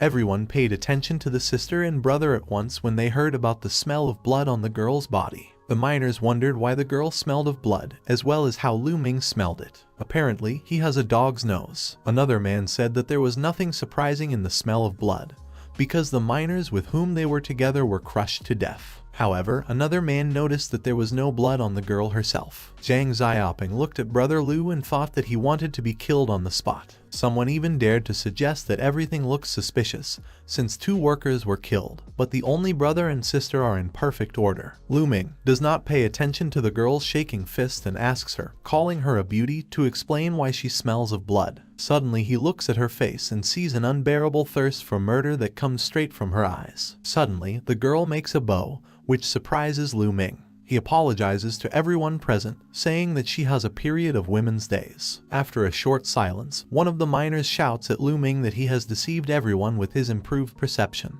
They wasted their time on a fraudster. They are all going to get ready to go to work, because they need to dig up as much as possible. Meanwhile, Miss On asks the students not to take any action, because it's too early to know what dangers may be inside. She suggests waiting for help to come. Someone shouts that when help comes, the secret world will be divided between the leaders, so ordinary people will not get anything. They decide to find the secret world as soon as possible. Meanwhile, Ziyu turns to Lu Ming, asking him about strengthening feelings, because he had never heard of something like this before. Lu Ming laughs in response. In fact, he had never heard of this enhancement of feelings either. He just made it all up to annoy the pink-haired girl and see what the problem was. Ziyu is happy for the hero and wonders if he has found out what the problem is. Lu Ming replies that he is not sure yet, but he has a feeling that everything is not so simple, and the sister and brother must be hiding something. He asks Ziyu what he thinks about them. The young man answers, the sharp instincts of an archer tell him something, namely, that now is the time to hurry to keep up with the pack. Finally, everyone gets to the enchanted gate. No one can believe that they have found the entrance to the secret world. One of the young men says that he sees something like this for the first time. They shout after him that it's normal when you see this for the first time. Everyone wants to eagerly open these gates. One of the young men says that it seems to him that the gate is sealed, and in order to open it, an attack is needed, so they need to attack. Suddenly Zhang Xiaoping asks everyone, calling them gentlemen, to calm down and follow the simple movements of his hands to get into the rhythm and start a rhythmic attack. Then the gates will be opened with a beautiful melody. Everyone stared intently at how Zhang Xiaoping begins to sing the bass notes, and at the same time dance with his eyes closed. Opening his eyes, he shouts for everyone to get ready to launch the most powerful attack to open these gates to untold treasures to the best of the best. Everyone present begins to glow with red eyes. They all shout together, and someone even decides to use lightning. This is followed by 5 lashes, a water ball, a stone blow, an air wave, and so on. From the mixing of various magical abilities, a huge explosion thundered, and then Zhang Xiaoping realized that the plan had failed, so he needed to come up with something else to stay alive. He tearfully begs brother Lu Ming to help him not to die. After some time, people have completely run out of strength. This was followed by a shout for everyone to stop, because from such a blow the gate should have opened. But as it turned out, the gate remained completely intact. Someone even suggested that the rhythm was uncertain, and because of this they did not open. Immediately, everyone started looking for someone who didn't follow the rhythm. Everyone considered it a waste of time, and someone completely spent all their strength. One man turned to Zhang Xiaoping and asked what to do now. Zhang Xiaoping stood with a stony expression. He didn't know what to say and just asked everyone to calm down, saying that it was normal that the gates didn't open the first time. He asks everyone to listen to him. Immediately, he got down on his knees and shouted that he had lied to everyone. He apologizes and says that he has absolutely no idea how to open this gate. Everyone started calling Zhang Xiaoping names, because how dare he lie to his face. Zhang Xiaoping put his hands in front of him and asked to listen. He didn't really want to lie to anyone, but people did not listen to him to the end and already attacked the poor young man, because of him others lost their strength just like that. Brother Fu stood aside and turned to his sister, because he was right that Zhang Xiaoping was leading by the nose and lying. He asked the girl about further actions. His sister said that she would find a way to open this gate, and in the meantime, his brother could deal with everyone present. However, she asked not to touch the young man named Ming. She said that she needed the young man alive, so she asked him to take him home after his brother finished his business with others. Brother Fu was very surprised. Brother Fu asked if she really liked Ming, but the girl firmly said that it wasn't like that at all. She wants to cut off his limbs. Watching Ming inspect the gate, the girl said to herself that she would gouge out his eyes, pull out his tongue, and then put him in a vase and watch him. Brother Fu was shocked by this. While Ming was inspecting the gate, Ziyu came up to him. The young man asked if there was a way to open them, to which Ming replied that it was a couple of trifles for him. He also said that the seal of this gate may seem complicated to him, but as it seems to Ming, it is as simple and understandable as mathematics. The hero, having put his hand to the gate, thought to himself that everything has its own rules, and as long as these rules are known, anyone will be able to find the answer. After touching the gate, he realizes that he needs to allow the energy of the body to enter the seal first,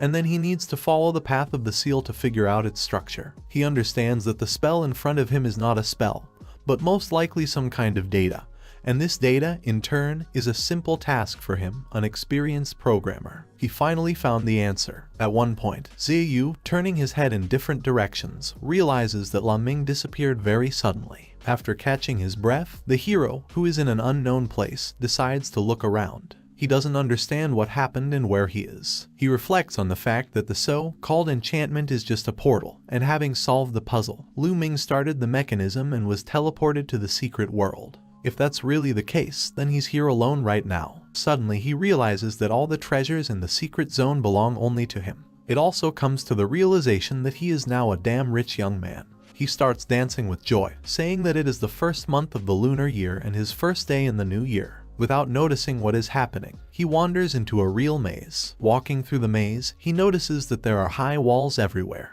He doesn't understand how the secret world can be so much like a maze. At one point, he stumbles and, raising his head, finds a real treasure chest. Not trusting his eyes, he rushes straight to him. Joyfully opening it, the hero discovers that the chest is absolutely empty, and only a sheet of paper lies at the bottom. There was a congratulation on the sheet, as well as a task for which Ming had to find a way out of the maze. There was also a message that there were no supplies and food in the maze, so you need to find a way out for the rest of your life. The hero was very upset, because this place is not a secret world, but just an illusion. He did not expect that everything would turn out this way, and the entrance to the charm gate can only be opened by finding a way out of the maze. The hero realized that everything is not so simple and he made a mistake. Holding his chin, he began to think that the maze was endless. Realizing what was happening, he stared straight at the piece of paper. An endless maze exists only in computer games and does not exist in reality, but in this world it can be built with the help of illusions. Theoretically, it is possible to solve an infinite maze by focusing on one point. That is, the search area is constantly expanding, so that its circle continues to grow,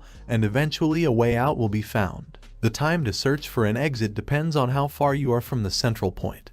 But if the central point is far from the exit, then the search can be endless. The hero realized that with such an outcome, all this would be the end of his life. Suddenly he was violently sick and a black cat came out of his mouth. He asked if his previous injury was okay, because now he looks stronger than last time. Suddenly, he notices an original card in his teeth. Suddenly the cat takes off. The hero does not understand what is happening and why the cat leaves him in trouble. Running through the maze right behind the cat, the hero shouts that he can't take his original card, because a whole life depends on it. Meanwhile, the pink-haired girl came to the gate. She thinks that there is a trap hidden in the gate and, respecting the identity of the creator, she did not dare to enter without a plan.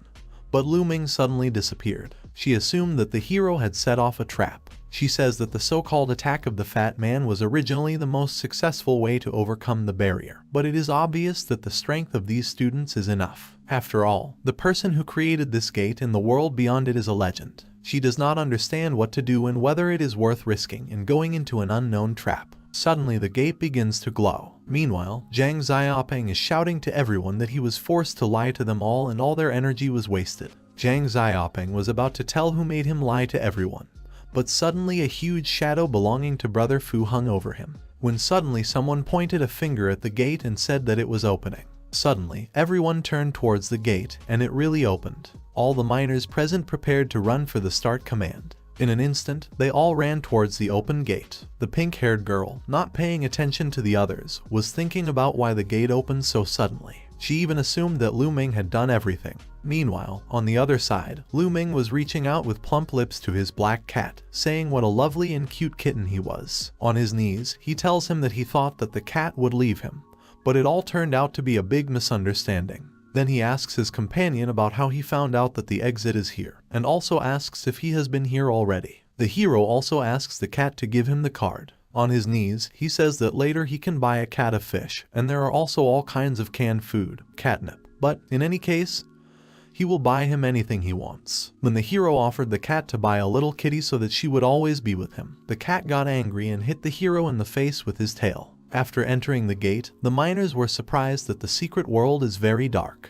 They can't see anything. They were also surprised by its size and why it is so small. Someone even suggested that this is a small secret room and there can be nothing here. Going a little further into the room, one of the young men found an eye on one of the pillars, around which an emerald flame is burning. In an instant, eyes lit up on all such pillars. Those present were scared and did not understand what was happening.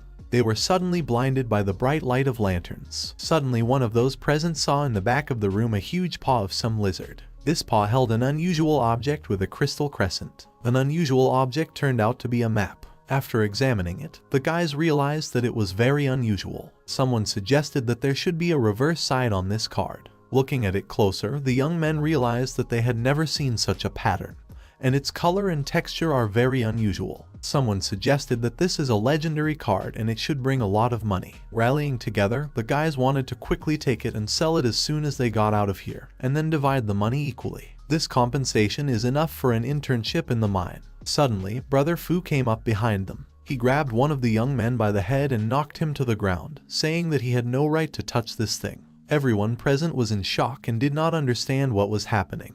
The young man introduced himself to Fu Hongming and claimed to be a 3-star energy warrior. He also stated that this card belongs to him and if someone wants to live, they must leave this room immediately. Everyone was terribly surprised to meet a 3-star warrior. Someone from the crowd said that everyone here is just 1-star cultivators. Even if Ning Yu and Chang Liang are on the same star, it's only 1 star. The difference between 1 star and 3 stars is very simple. Fu Hongming is like a wolf among sheep. However, after exchanging glances with others, the young man shouted that there was a kind of power called teamwork. He also shouts that a group of 1 star is the brightest star in the night sky. Fu Hongming looked in surprise at how the young man ran out of the crowd with such words, thinking that he would be supported, but everyone remained standing aside. He, not understanding, shouted to his comrades not to stand aside, because there are so many of them. The other students said they were 2 stars behind Fu Hongming, so it was impossible to beat him. The young man pointed his finger at Fu Hongming and shouted that he could be fake, because how could a miner become a 3-star warrior? Suddenly Miss On came into the room and said that these two were not miners at all and they had come here for this particular map.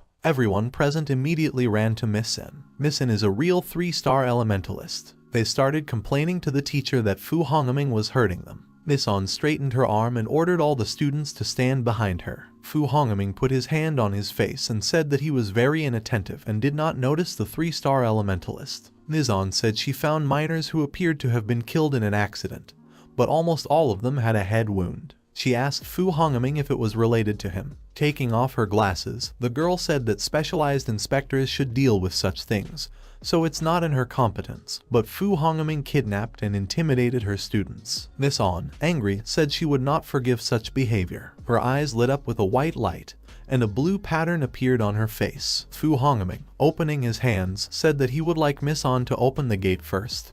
He would take the card, and then just leave, but since she stands in his way, he is forced to attack. Jumping on Miss On, the girl was very surprised, but was able to dodge. Crossing her arms over her chest, she began to prepare an attack. After accumulating energy, Miss On used a wind shot, hitting Fu Hongming directly. The students watching what was happening said that Miss On was simply amazing. They couldn't believe that this strong person was really Miss On, who is usually just a kind woman. The girl had already started to breathe heavily, but suddenly, amid the smoke, she saw Fu Hongming unharmed. The man praised her momentum and strength. However, his 3 stars and Miss On's 3 stars are completely different. while under the protection of a certain barrier field. He proudly said that he was a 3-star warrior who had fought on the battlefield thousands of times, and not just a teacher at the university. Seeing the energy armor covering Fu Hongming's entire body, Miss On fell into a real horror. She didn't understand how he was able to master the energy armor. In fact, an ordinary energy warrior can only combine energy in a local area to form a protective energy shield. Energy armor, in turn, is an improved version of the basic concentration ability, which can only be improved after application.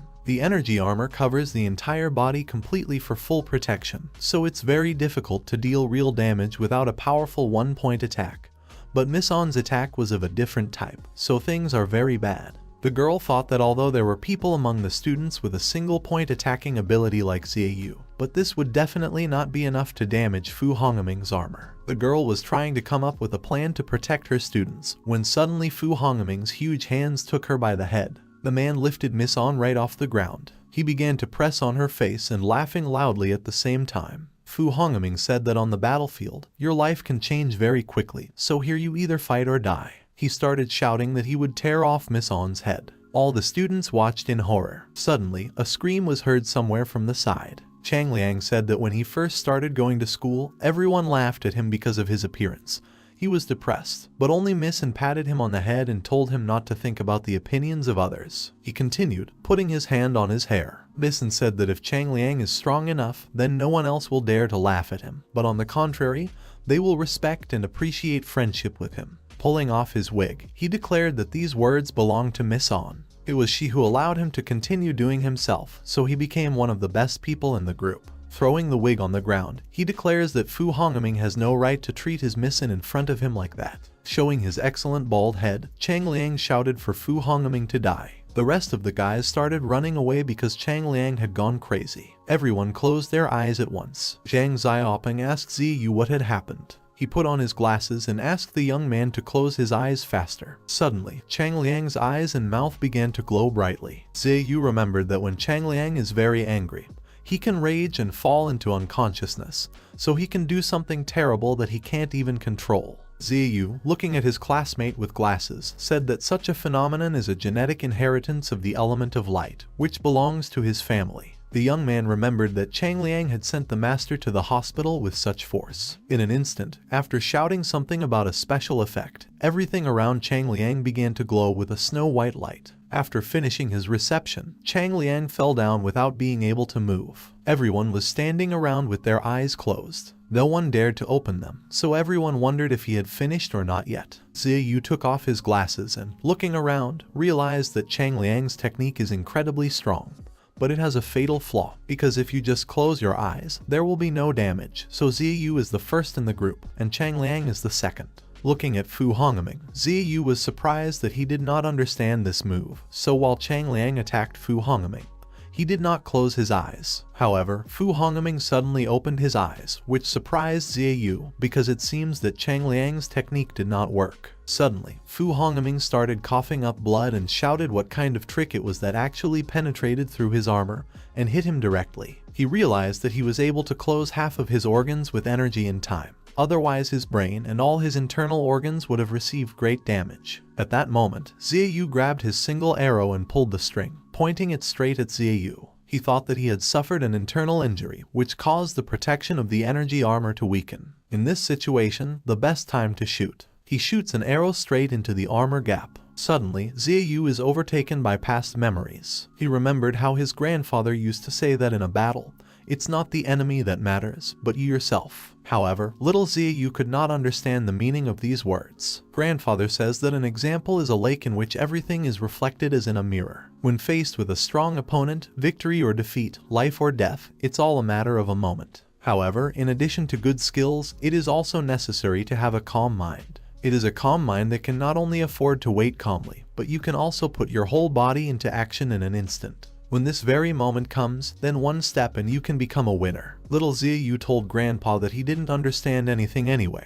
However, the elderly man replied that he would understand when the present time came. Remembering this, Ziyu thought that the bow and arrow were the most valuable things that his grandfather had left him. Although there is only one arrow, she has two extremely special abilities. The first ability is that the arrow is very expensive. Suddenly an arrow pierced Fu Hongming's armor. However, he said that he was amazed at the well-coordinated work of the children. But on the battlefield he received many such wounds that he no longer feels them. Suddenly, the arrow began to freeze Fu Hongming's entire body, and soon his entire arm was covered with a block of ice. When Ziyu snapped his fingers, the hand that was covered with a block of ice cracked and split into pieces. Everyone was amazed at what was happening. One of the students said that the hand froze and broke. He was amazed at how strong Chang Liang and Ziyu were, because they were able to defeat a 3-star warrior. The armless Fu Hongming began to scream heart-rendingly, calling everyone bad kids. Zhang Xiaoping shouted at Ziyu to shoot at the enemy again. But the young man said that he could not do more because the limit for a shot is once a day. Meanwhile, Fu Hongming, who was getting hot, was rushing straight at the group of students. He told himself that he was a 3-star warrior who had been in many battles, so he could not lose to the kids. Everyone stood in shock and watched the monster rushing at them. They didn't understand how he could still move without an arm. "We need to run away soon." Suddenly someone shouted for all outsiders to get out of the place because he wanted to do something. That someone turned out to be Lu Ming. He summoned a herd of thunderous bulls that swept straight towards the opponent. Everyone present somehow managed to dodge away from the rushing herd. The bulls directly demolished Fu Hongming, leaving behind only a destroyed field. Everyone stared in shock at the smoke and Fu Hongming's protruding leg. They also didn't understand how Lu Ming was able to defeat a 3-star warrior. Everyone ran up to Lu Ming and started praising him, calling him incredible. They asked him about the map of the 7 bulls, because none of them had ever seen one before. After putting up a whole bunch of these cards in his hands, Lu Ming said that it was an improved version of the wild dash that he had developed. He also said that if someone wants to buy now, then when buying 2 cards, the third one will be a gift. While Lu Ming was selling his cards, Ziyu picked up an unknown card, because of which Fu Hongming began to blow everyone to smithereens. Suddenly, a pink-haired girl approached him from behind. He quickly shouted Lu Ming's name and threw him a card. At that moment, the pink-haired girl hit him from the side with her foot, from which he flew away several meters. The card fell right into the hands of the main character. The students started saying that this woman is an accomplice of Fu Hongming.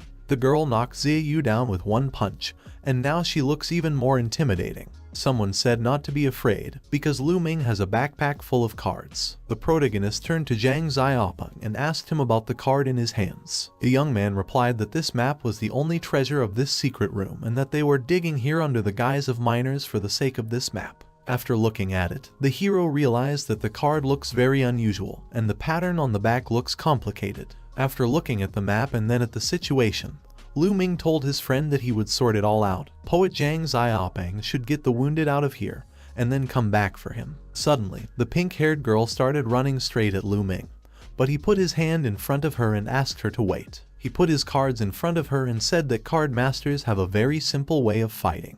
He said that the essence of the fight is to use a bunch of cards. First you need to exhaust and then defeat the enemy. However, they can avoid it. He went on to say that they had just seen the power of his Thunder Bull card. He also warned that he has a whole backpack of such cards. However, he is a businessman, and businessmen, of course, care about peace and prosperity, so they try to solve problems peacefully if possible. The girl silently watched and listened to Lu Ming. He offered a deal. He wants to take all his classmates and leave here alive, and in return he will give the girl this card. The girl looked at the hero, and then leaned her hand on her hip and agreed to the deal, calling the hero smart. Lu Ming was able to bring his maximum to 300 points to use the card. But he doesn't have a single card to replenish energy, so he won't even be able to use the Wild Dash card without energy. Throwing the card directly to the girl, he ran in the other direction and shouted to all the students to run right after him and very quickly. Zhang Xiaoping, who was running after him, could not believe that Lu Ming would give up the card, but the hero asked him to talk less and run. The pink-haired girl stood silently and looked at the card with the thunderous bull, squeezing it into a piece. She shouted the name of the main character. Lu Ming, running away, thought that he had run away fraudulently, so she would definitely come after him, so she would not harm his classmates. He thought that the terrain in the mine is very difficult, so he needs to think about where to hide. He smiled maliciously, because Zhao Xiaoping and others think that he threw a card to a pink-haired girl. not knowing that he took it for himself. Suddenly, running up to the gate, Lu Ming was surprised because they had closed. At this moment, Zhao Xiaoping runs up to the hero and says that the girl is running after them and she has a serious intention to kill. The students started shouting at Lu Ming to use his cards because he has a lot of them. They asked the hero to hurry up, but he just stood there and was silent. The students strongly supported Lu Ming, calling him Mr. Lu Ming had to apologize to them because he can no longer use the Thunder Bull's cards. The main character admitted that he had run out of energy and did not take energy cards with him. Everyone fell into complete horror because the creator of the cards does not have energy cards. Listening to the humiliating exclamations of the guys that it was necessary to distribute energy cards to him, the hero remembered about the cat and smiled maliciously. He turned to the cat, calling him a brother. Lu Ming begged him for help because the life of his bearer was at stake. The black cat was in his starry world at that time and perfectly heard the pleas for help from Lu Ming. However, instead of helping, he did not react in any way. At that moment, Lu Ming was shouted, and he looked at the top, from where the pink-haired girl was rushing. It came to a crashing stop right in front of him. Lu Ming was surprised by the powerful surge of energy. He was surprised, because energy seemed to come out of her, and the air around her shrinks and takes shape. Lu Ming realized that she was very dangerous. The girl called the hero very arrogant, because how dare he deceive her again and again. She said she would let him silently watch his classmates die right in front of his eyes. Zhang Xiaoping looked at his friend and asked what the relationship between brother Lu and this girl was. Lu Ming said that he has no relationship with her. Then Zhang Xiaoping asked him to do something, but the hero didn't know what. Pursing his lips, Zhang Xiaoping, dropping a huge volume of tears, threw the hero a card. It was a charge card with as many as 3 stars. Lu Ming asked Zhang Xiaoping why he hadn't told about her earlier. In tears, the young man said that he thought that everything would be fine, because this card costs a lot of money. The young man kept crying and saying that it took him years to charge it, so Lu Ming would have to compensate for its costs. Lu Ming told his friend not to worry and activated the charge card. The charge card is a special kind of energy card. The cards have 3 stars and can be found in the store. The card itself does not contain energy and requires constant recharging from the card holder. However, ordinary practitioners rarely charge their cards themselves due to the huge losses they incur during regular training. However, those at the bottom of the hierarchy continue to charge their cards with energy and then sell them on the market. To put it simply, these are disposable batteries for the cultivator, which is an incredibly valuable treasure. After activating the card, Lu Ming began to overflow with energy. He compared this tide to a river flowing into a pour, or vice versa if the sea were flowing into a river, as well as with huge waves. Taking a whole deck of thunderous bull cards, the hero, one by one, began to activate the cards in order, until a whole army of these very bulls appeared. The pink-haired girl was carried away by a herd of bulls, who ran back into the hall, from where they recently took an unusual card. The bulls began to destroy everything, pillars, objects, the floor. By doing so, they created huge cracks in the structure, which contributed to the destruction of the room. Lu Ming shouted to everyone to get out of the way, and with the help of the map he would open the gate. Zhang Xiaoping said that it was not Lu Ming who would break through the gates, but the bulls. He told his friend to be quiet and not to interfere. Zhang Xiaoping said that as long as brother Lu is around, he cannot think in problems. In an instant, the gate was breached by a herd of bulls, and everyone rushed out of the room. At the moment of escape, Lu Ming looked back and saw how huge rocks blocked the exit. He thought about the girl and that because of the blocked exit, she was now buried alive there. But if she had stayed alive, it would have been even worse. Closing his eyes, he thought that dying this way at such a young age was certainly not the best choice.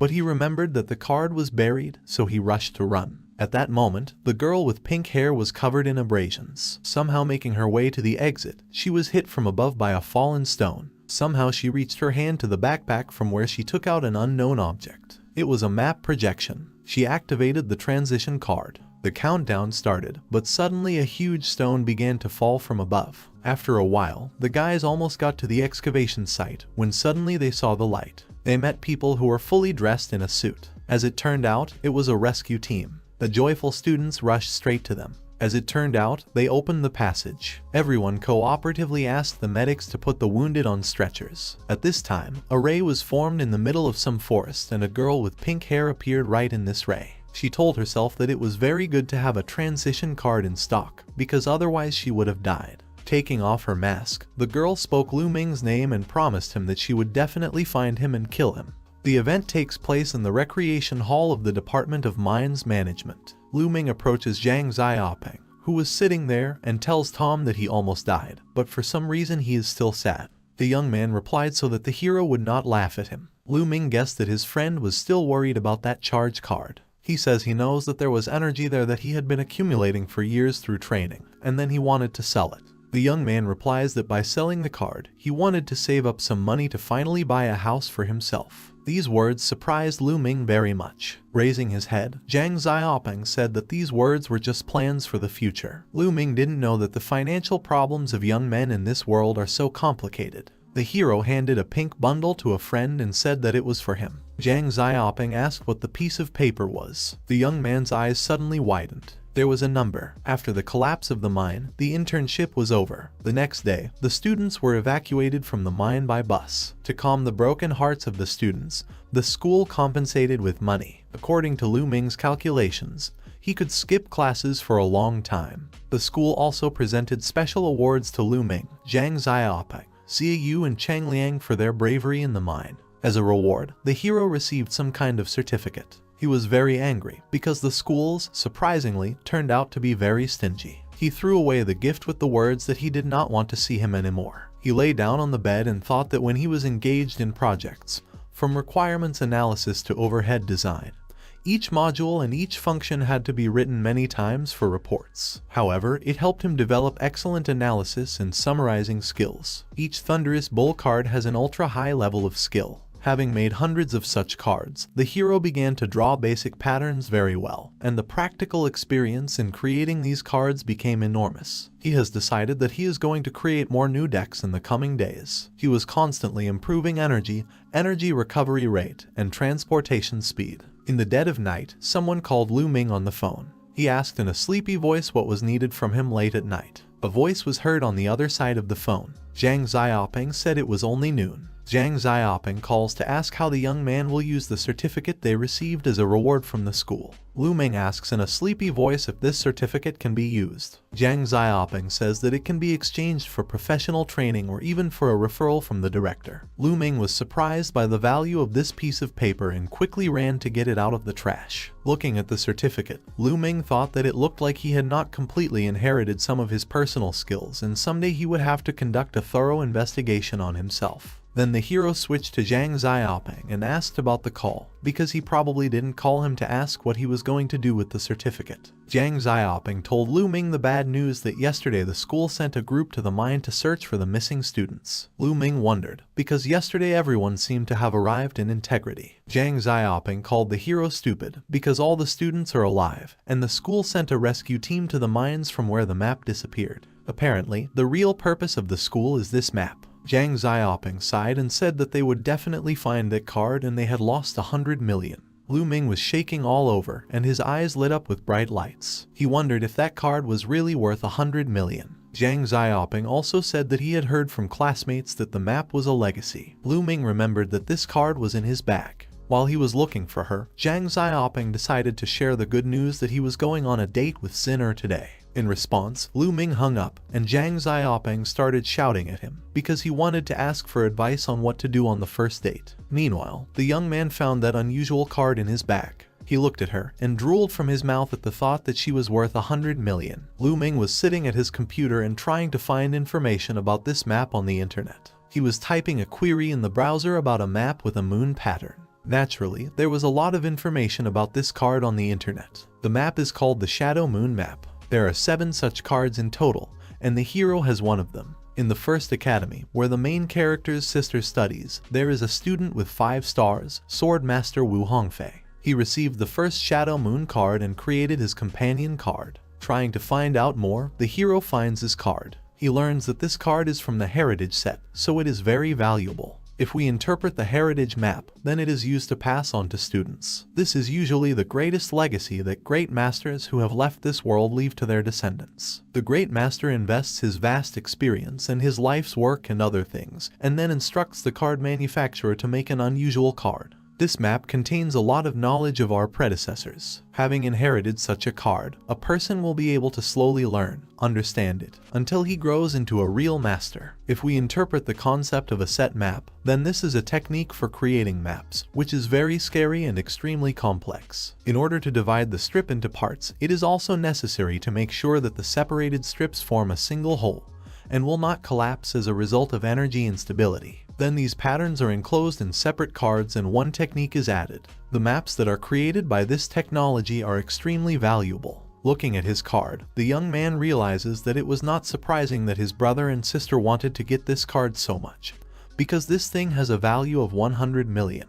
Here the hero realizes that it is very dangerous and difficult to keep it with him, because people will find out that he has it, so he can die at any moment. He should have 7 cards from this set, but even one can cause huge battles. If the hero managed to get all 7 cards, it would be a cataclysm. Ming realizes that he does not have the strength to fight for the rest of the cards right now, and judging by the information from the internet, he does not need the Sword Master's legacy card at all. Walking around the room, the hero wonders what to do with this card. If he wants to sell it, then as soon as they find out about it, they will immediately kill him, so he does not have enough strength to sell it. Suddenly, the hero remembers about the sword cultivators. He understands that he cannot sell the card, but he can give it to someone who can. At best, it will be a sister who also practices the sword. According to Little Lou's memories, Mina, his sister, is a real demon, but she is incredibly talented and continues to defeat enemies very quickly. He's going to send the card to her as soon as possible. He hands the package to the courier and sighs. He felt better when he got rid of the card and possible death, although he is very sorry that he could not sell it. Suddenly he sneezes and, scratching the back of his head, assumes that he has a cold or someone remembers him. At this moment, Xin and Zhao Xiaoping are in the restaurant. The girl admits that she is in love with Ming. At the same time, a girl with pink hair is standing on the balcony and breathing fresh air. A young man approaches her and asks if she is cold. He assumes that the girl is still upset because she couldn't get a card for him. He comforts her, saying that she did everything she could, so he doesn't understand why she blames herself. He says that there are many things that have their own destiny, but the girl says that Ming is only the first star, so it's easy to find him. However, the young man refuses. The young man says that in fact, it's not just about Ming, but about who is behind him. The girl asks who it could be, to which the young man replies that his sister Lu Yan is to blame for everything. The girl with pink hair repeated the name Lu Yan and said that this is the girl who is known as the genius swordsman of the First Academy, the demonic sword Lu Yan and her brother's classmate. The girl once again asked if Ming was really the brother of that Lu Yan. The young man replied that a couple of one-star students defeated an experienced fighter and forced the girl to use a teleportation card. All this is for a reason. If his guess is absolutely correct, then Lu Yan should already have the Shadow Moon map. The girl silently watched her brother, listening attentively to him. Turning around, the young man told his sister not to worry, because it was no longer in her power, so, leaving, he asked her to rest. The girl asked if her brother was really going to give up this card. He replied that the legacy of Shadow Moon's predecessors is a dream come true for any sword cultivator. He then continued by saying that the 7 Shadow Moon cards, the 7 inheritance marks, the 7 bearers fighting for the supreme inheritance right. Although the competition promises to be fierce, but the winner remains to be seen. He confidently declares that one of the 7 cards should belong to him, so even if he has to kill, the card must be taken away. The young man's name was Chang Liang, and at the age of 18, he is already a 5-star cultivator. The First Academy is the best academy in the world, a centuries-old tradition of excellence with the world's strongest teaching staff, and a wide range of disciplines. This academy has the best students from all over the world. At this time of the year, the college conducts a special selection. The initiator of the event was Wu Hongfei, the first holder of the Shadow Moon card and a 5-star student in sword training. The purpose of this event was to find a map creator to help complete the inheritance of the Shadow Moon map. Since the legacy of the Dark Moon is based on maps and contains various prohibitions related to them, Wu Hongfei organized a set where high fame, good created maps and recommendations of a member of the First Academy are important. After observing all 3 points, the vote will be held for the most popular candidate. Lu Yan was walking along the corridor of the academy. Everyone around was fascinated by her beauty, so they did not look around and often bumped into each other. At this time, Wu Hongfei slammed his hands on the table and swore a lot of times. It was about someone who chose an unsuccessful candidate as a companion, so there is a risk of death. The director of the Association of Card Manufacturers was sitting next to the table, who said that although the result was somewhat unexpected, but this someone was recognized. The GLVA of the First Academy clutched his head. At that moment, Lu Yan entered the office. When asked by Wu Hongfei, she replied that there should have been a public election and her brother was chosen according to the rules that Wu Hongfei set, and now he declares that he will not accept Lu Ming. Wu Hongfei gets angry and asks the girl how she dares to talk to him like that. He says that if she hadn't been there with her sword, people would have known that it was her brother who created the watermelon ninja deck. The young man continues to say that he is a one-star creator of maps, so he does not understand who needs the founder of watermelon ninjas. He also asks if Lu Yan knows how much he spent on the Shadow Moon map. The girl said that Wu Hongfei organized the event. He set the conditions and signed a contract with the Card Manufacturers Association, so does he want to break the contract with them? The young man shouted that he wanted to break the contract, but Lu Yan immediately ordered him to close his mouth, and energy swirled around her body. Lu Yan's energy froze everything around. The head of the Association of Card Makers was very surprised by the strength of the girl. He was surprised that the surrounding space instantly changed under the influence of an energy surge. The man realized that at such a young age, the girl had reached such an incredibly high level of cultivation. Wu Hongfei didn't understand. If a girl knows her brother well, then why he should be his allies. The girl said that she knows her brother well and he needs to show the world, and the opportunity to become an ally of Wu Hongfei will help him learn a lot. Wu Hongfei didn't understand the reasons why he had to accept it. They seemed ridiculous to him. However, Lu Yan menacingly told the young man to stop behaving like that, otherwise he would pay for his actions. The head of the First Academy added that after all, this inheritance is intended for sword cultivators, which is very important for Wu. The young man realized that this problem could not be solved by talking. Wu Hongfei stood right in front of Lu Yan and declared that he would never agree to her empty-mouthed brother being his assistant. And as for the price, he is interested in what it is. Sensing something was amiss, the head of the First Academy said that a major battle was about to take place, so it was necessary to immediately call the security team to control the situation. Wu Hongfei hands Lu Yan a token and says that it is a one-time token that can be exchanged for a month of exclusive lessons from any of their teachers and even retired teachers. Wu Hongfei had to work hard to get it, but the young man wants Lu Yan to give this token to her brother as compensation. Already fleeing from the room, the head of the First Academy and the director of the Association of Map Makers stopped abruptly and turned around because they did not understand what was happening.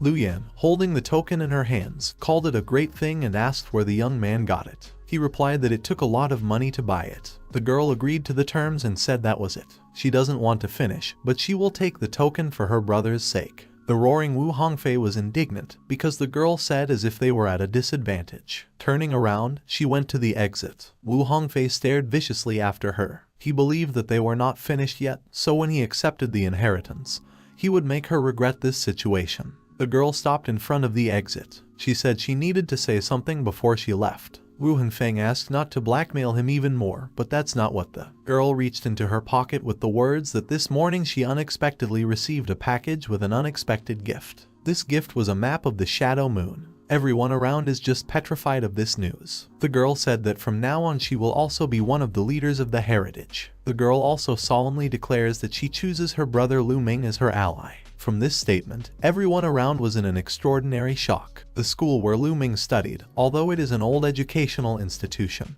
but now it remains unknown due to decline. At this time, someone right in the schoolyard was telling a story related to Lu Ming, when tens of thousands of attack cards appeared from one of his light strokes, and then there were screams and screams with broken walls and rocks. Lu Ming, the hero of that day, buried the mine and dozens of enemies in it. Someone was surprised by brother Lu Ming's strength. At this time, in the office, someone holds a dossier on Lu Ming and says that he has advanced from the watermelon ninja to the hitherto unknown bull card. Therefore, he absolutely proved his talent. The man will inform you that this is not surprising, because Lu Ming is Lu Yan's brother, so no matter how talented his sister is, Lu Ming is no less talented.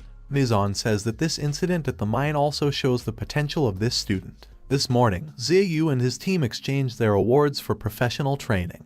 The man asked about Lu Ming. Misan said that Lu Ming has been living out of school for the past few days and has not used his reward yet. The girl said, addressing the man, that he is the strongest card maker in the school and one of the best in the city, so she is sure that Lu Ming will choose his training. The man put his hands on the girl's shoulders and told her not to worry because he would take good care of Lu Ming, so he would arrange absolutely everything for him. This man was Zhang Feng, who specialized in creating maps. He was also the headmaster of the school. The man said with a smile that he would be responsible for Lu Ming. Suddenly, another man bursts into the office, who claims that Lu Ming's certificate appeared, but he did not choose anything, which surprised the director and Miss On. The man said after catching his breath that Lu Ming had sold the reward that the director had given. After thinking for a while, the man smiled and called Lu Ming a wild horse. After a while, Lu Ming stretched. Yes, the rest days did him good and his fatigue finally passed. His sister called the hero on the phone and said that she had a gift for him, so since she had already taken the card for herself, the young man would not refuse the gift. Thanks to the lightning-fast flight, the hero has taken a completely different path, and has a more suitable training style for creating maps, so he does not even need a teacher to guide him. Lu Ming believes that the teachers at the school have limited strength, so if you let them teach the hero,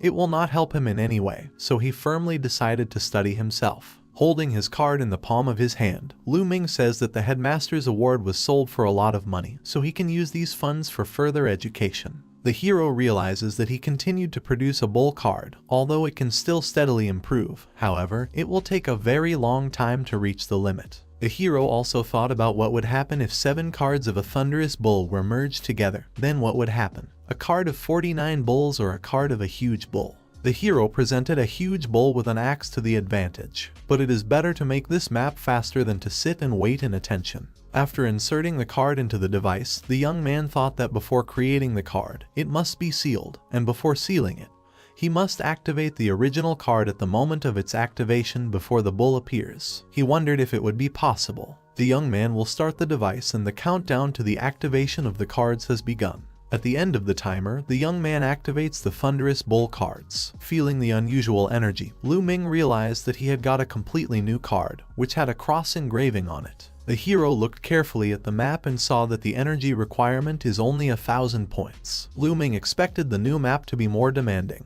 He thought that this was due to the new optimization of creating maps, and then the young man saw the pattern and was very surprised. There were no bulls drawn on the map. Lu Ming thought that this was some kind of mistake, so he thought that the map needed to be tested and viewed first, so it was necessary to find a safe place to experiment. After a while, Lu Ming came to the Association of Map Makers, where the test site is located, and asked to give him a place to test his new map. The girl at the reception desk asked about the number of stars that the card has. Lu Ming replied that he makes cards with 1 star. The girl, smiling, replied that the total cost on the part of the young man would be 1,000 yuan, and then asked him to use the band for a 1-star test room. Lu Ming replied that he would like to go to the test site for 2-star cards because he thought his new card would probably be too powerful for a 1-star room. The girl was surprised by Lu Ming's request. Suddenly, someone from the back addressed the hero that he did not need to be so arrogant, and he needed to check whether Lu Ming met the requirements. The man introduced himself as the head of the testing department, so he has every right to assess the determination of a recruit with 1 star to pass the test for access to a 2-star room.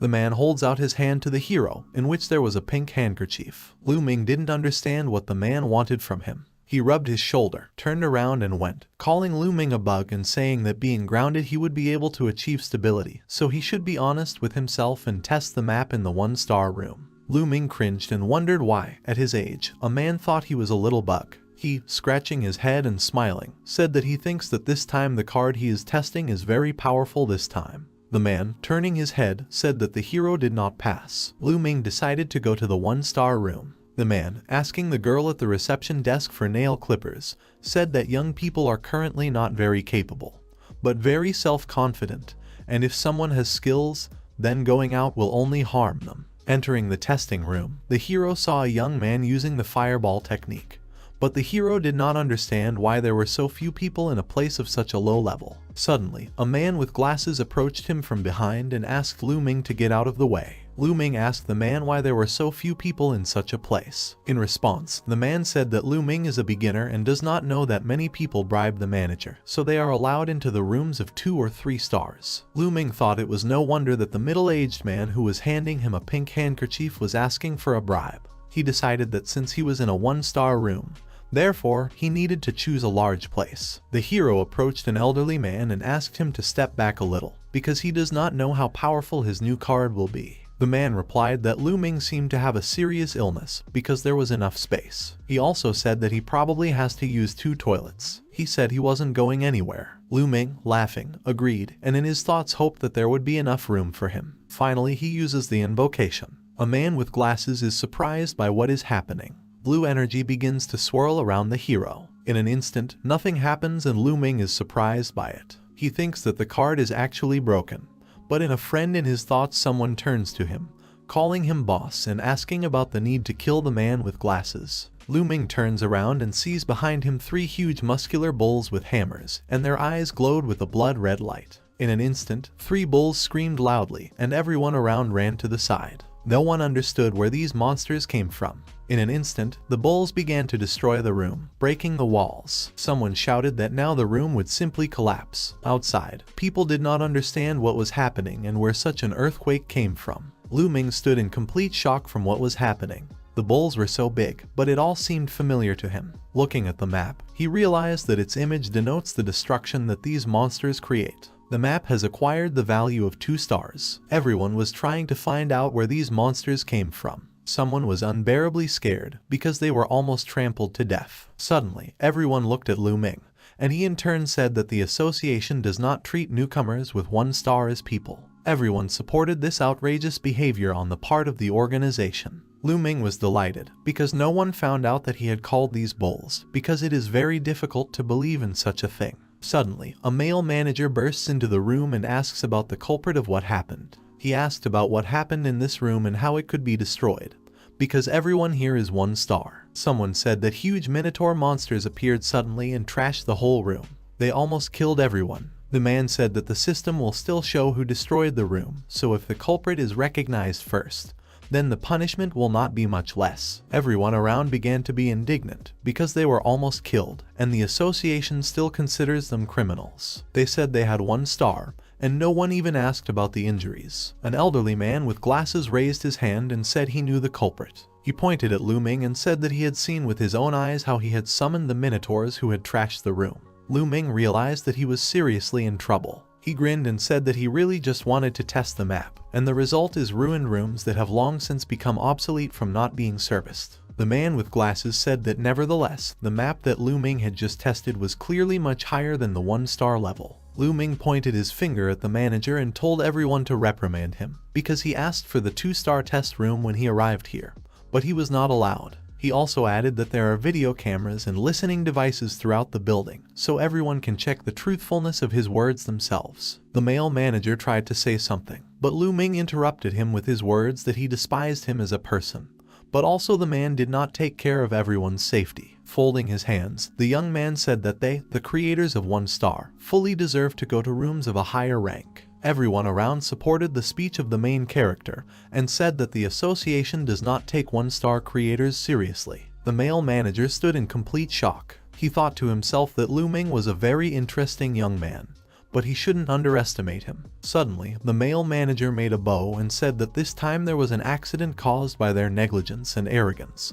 So as compensation they can get 10 energy cards at the front desk. Everyone was delighted with this news. The hero turned around and went to the exit when he heard that he was allowed to visit the test rooms of 2 and 3 stars for free next time. After leaving the association building, Lu Ming thinks about how the bulls from his map can be so strong that even the map shows only destruction, although only 3 bulls should be depicted. Lu Ming decides to turn to the black cat. He apologizes for interrupting his lunch break, but wanted to ask if the change in the front side of the card is due to a crack from lightning. The black cat wiggled its ears and only rolled over from one side to the other. The hero wished the cat a speedy recovery and left. The cat grinned. After a while, the hero attaches the card to the rest of the unique cards and thinks that he needs to practice creating and improving cards more often for the sake of the future. Jumping up from his chair, Lu Ming told himself that there would be no more problems, because the recent incident had served as a good lesson that needed to be arranged. Suddenly, someone started knocking hard on the door of the store. The man behind the door was very aggressive. He asked Lu Ming to open the door for him and not pretend that he was not here. The young man, noting something in his notebook, thought that someone already wants to create problems for him in the middle of such a beautiful day. After opening the door and asking who came, a tall man who introduced himself as Jiang Yunshan stood right in front of him. He was flexing his fists. Lu Ming asked the man if he should know him. The man, raising his head high and showing the hero his card, asked if it was his. Lu Ming took the map to look at it. He also saw a lot of people who were just standing and looking at what was happening. Lu Ming pretended to be a fool and happily told the man that he wanted to buy a watermelon ninja card. To do this, you need to go to the store and then the hero will take out this card to him. The man, screaming, said that he was the injured parent. His child was a good student who loved to study and work. But because of Lu Ming's card, the boy could not even pass the entrance exams. People who were standing on the sidelines were discussing this situation. Someone said that this card is a bad thing, and someone suggested banning all games, cartoons, and comics altogether. The man kept shouting at Lu Ming for killing the future of all children with his unprofessional cards. The hero said that he would bring a cup of tea to the guest. By pressing the button at the cash desk, the young man asked the man how many cards his son uses per day. The man replied that about 40 pieces. Lu Ming suggested that if you use so many cards a day, you can die. Suddenly, a scarlet flame lit up around the man. He said that Lu Ming dared to use unconvincing arguments against him. The man was a cultivator. Enraged, he headed straight for the hero. The cultivator said that he just wanted to intimidate him, but he did not think that Lu Ming would want to be beaten. The young man was already getting ready to take out the bull card. Suddenly, right in front of the hero, the man was struck by yellow lightning and, losing consciousness, he fell right in front of the young man. A policeman was standing behind the attacker. The man apologized to Lu Ming for being late. The young man said that everything was fine, but asked for compensation for the damage caused to the store. The policeman agreed. After a while, at night, the man who had previously attacked the hero said that he had had enough and it was all very shameful, because there are so many ways to ruin his life. Another man, drawing a pattern on the map, turned to the recent victim and told him that Lu Ming was a very unusual young man. This man turned out to be the director of the school where Lu Ming studies. The next morning, Lu Ming opens the doors of the store with full combat readiness and shouts that he is ready for hard work. At one point, he notices someone at the entrance to the store. It was a girl. The girl was innocently sitting at the entrance to the store and chewing gum. Lu Ming coughed into his hand and asked if she knew that it was indecent to chew gum when someone nearby was chanting a battle slogan. Fixing his hair and beaming, Lu Ming asked her if she really came so early to buy a branded card of the store, Watermelon Ninja. The girl looked at the hero and then asked his name. Then, rummaging in her backpack, she handed him an envelope with a letter inside. The letter was addressed to Lu Ming.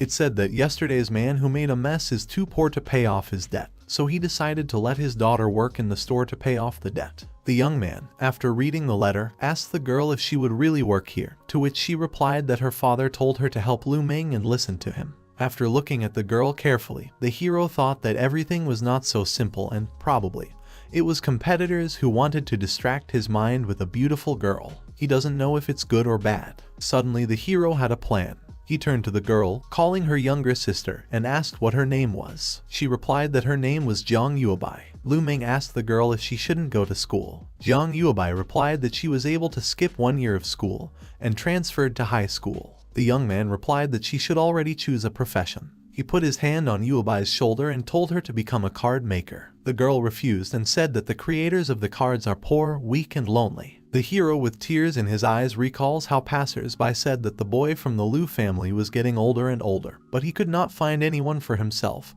and after becoming a map creator, he had achieved nothing for so many years. Lu Ming turned to the girl and said that her father ordered her to listen to the young man in everything, so he handed her a notebook with a pen and told her to draw, calling it a basic job in the store. The girl, taking a notebook and pen, said that she did not know how to create maps, to which the young man shrugged his shoulders and said that this is the basis of the basics. He then asked if the girl had ever considered becoming a sword cultivator. Jiang Yuebai folded her arms on her chest and replied loudly that she naturally thought about it. The young man guessed that this dream applies to all children, and then told the girl that first she should become a map maker. Jiang Yuebai replied that she did not quite understand the logic of the young man, but he replied that since the creator of the cards can fit any skills into the cards, so can the skills of a sword cultivator. Then he added that the girl will be able to create cards with different skills, so there is nothing that the creator of the cards could not cope with. The girl asked that she could become as strong as Liu Yan in the future, to which the young man said that she should understand that there is no such thing as being a genius in the world.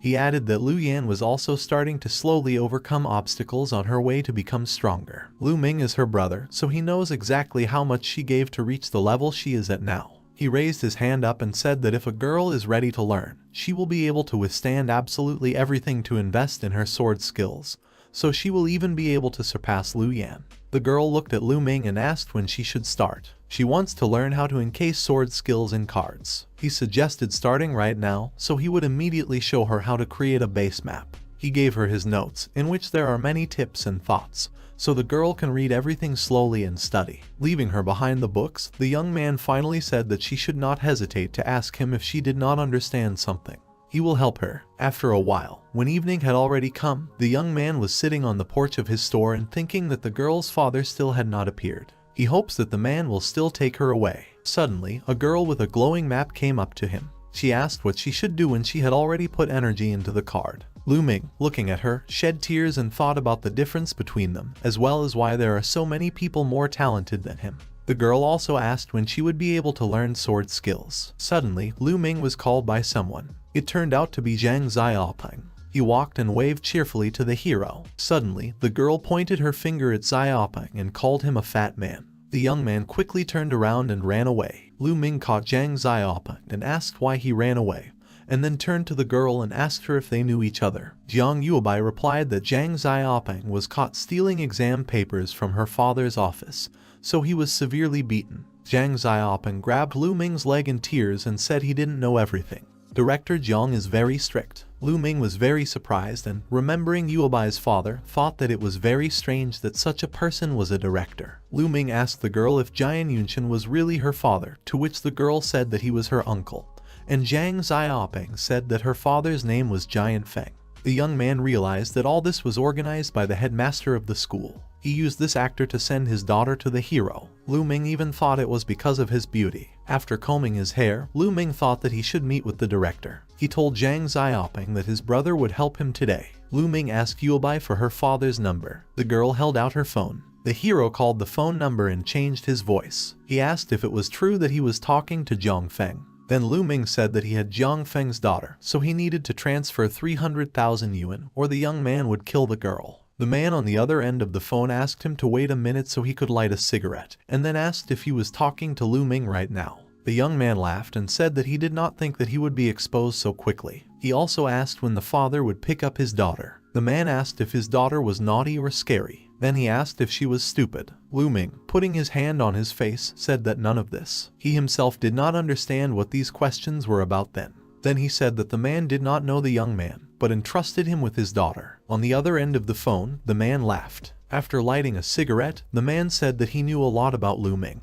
He said that some time ago the police uncovered an incident with watermelon ninjas, in which a man discovered a very fine work of the creator of the cards. Then he added that Liu Yan had a lunar map from the first college, and also that he received a call from the Association of Map Makers yesterday, and was told that a student had destroyed their one-star test site. It turned out that it was a student from a school where Jiang Feng is the director. The young man rolled his eyes. The man also added that he knows about the unpleasant moment of Lu Ming from his childhood. Falling to his knees, the young man said that, to be honest, the director makes it very difficult for him. He himself thought that the headmaster knew the parents of the former owner of this body. The man smiled and said that he had a little problem, so he would leave his daughter with Lu Ming.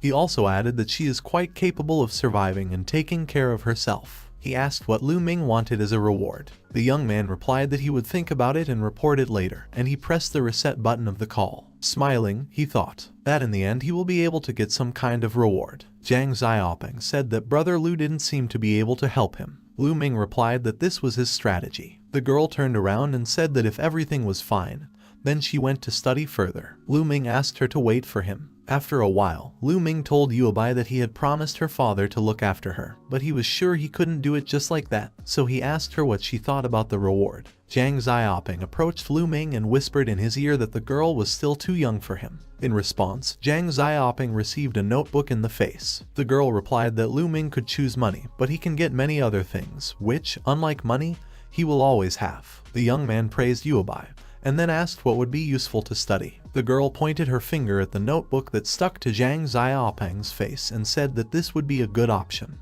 Opening the notebook, the young man thought that not all cards will be as light as a fruit ninja, so with encryption technology, You cannot be afraid of easy piracy. He looked into the phone and said that the technology would be expensive, because the cheapest one equals a price tag of 60,000. He praised Yuobei and said that she was doing great. The young man called Yuobei's father. He was surprised that Lu Ming came up with the reward so quickly. The young man said he wanted to get encryption technology for cards. The man replied that the deal had taken place. He added that he has one condition. It is for Lu Ming to teach Yuobei the skill of creating maps. He considers the creators of maps to be very safe than representatives of other professions, and they are also able to protect themselves. He also added that he doesn't need Yuobei to follow in her mother's footsteps. Lu Ming said that he understood everything, and then thought that parental feelings were playing in the director. Lu Ming hung up and Zhang Xiaoping asked him if the director agreed to this. The young man replied that yes. He then asked Yuobei what instructions her father had given her. The girl replied that the only instruction her father gave her was that she listen carefully to Lu Ming.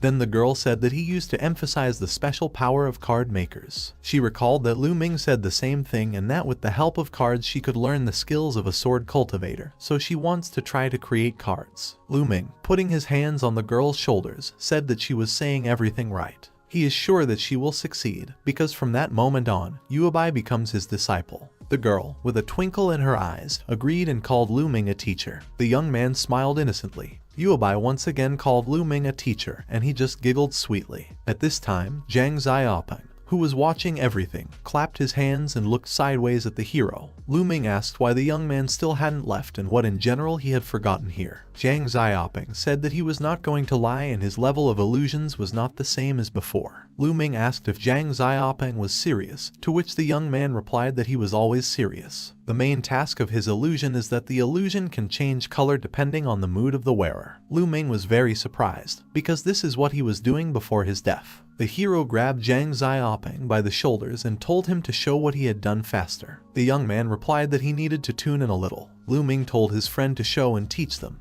and Yuobei told him to memorize and write everything down. A cute dog appeared next to Lu Ming and Yuobei. Lu Ming, turning to his friend, asked that it wasn't just a dog. Zhang Xiaoping shouted and ordered the dog to go forward. Then he said that she was changing her eye color. Lu Ming fell to his knees out of hopelessness, and Zhang Xiaoping rejoiced from behind that the dog had slightly changed the color of his eyes. He said that when his mood changes, the level of excitement of the dog also changes. Lu Ming ordered his friend to turn off his illusion. Returning back, Zhao Xiaoping said that if he is happy, then there will be happy colors. If he is sad, then there will be cold colors. And if he is excited, then hot colors. He calls it great progress. Lu Ming sent Yuobei to train further, and he went to put Zhang Xiaoping out the door. The young man told Lu Ming not to worry, because later he would master the color-changing technique. After closing the door, Lu Ming thought that everything was really hopeless. Suddenly Yuobei called him, calling him a teacher. She handed him the phone and told him that her father had answered his message. The phone must have an encryption technique. The young man was delighted and said that Yuobei's father solves tender cases quite quickly. After unlocking the phone, he saw the D-grade encryption technique and told Yuobei that her father was even stingier than him.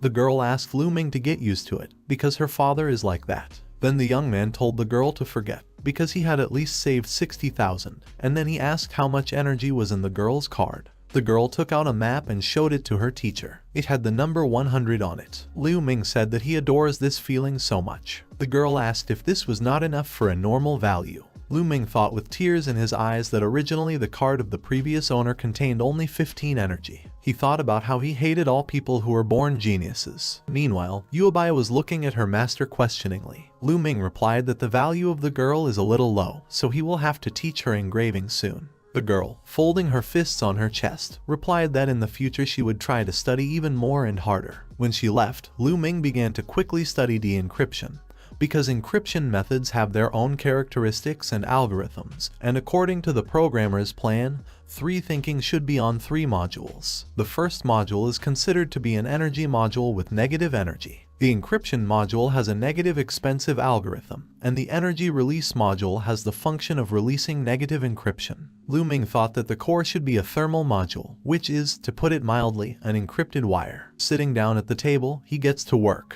Finally, the hero completed the work. He holds a card with black and white squares. The encryption layer covers the original core of the card. The young man thought that the front side of the map no longer seems so dark, because it's just a lock that needs to be opened and which has several levels. He thought it was all too easy, so it looks like the technique is quite ordinary. The fact is that the encrypted path is not as good as a limited map template. Then the hero opened his eyes and thought that the encryption only covers the top layer, and in fact there is too much unnecessary garbage. Still, the de-encryption card is a very powerful card. However, what happens if the hero combines the same cards as it was with the bulls? He decides to try. Yuobai carefully observed Lu Ming's actions. The hero made a combination of cards and realized that nothing had changed and everything was the same as before. He decides to combine the last card. Blue energy lit up around him. Finally, the hero managed to complete the task. The cipher of the card changed from black and white squares to yellow and black multi-level squares. Suddenly Yuobai came up to the young man and said that the teacher does not rest at such a late hour. Lu Ming said he had discovered some problems that needed further investigation.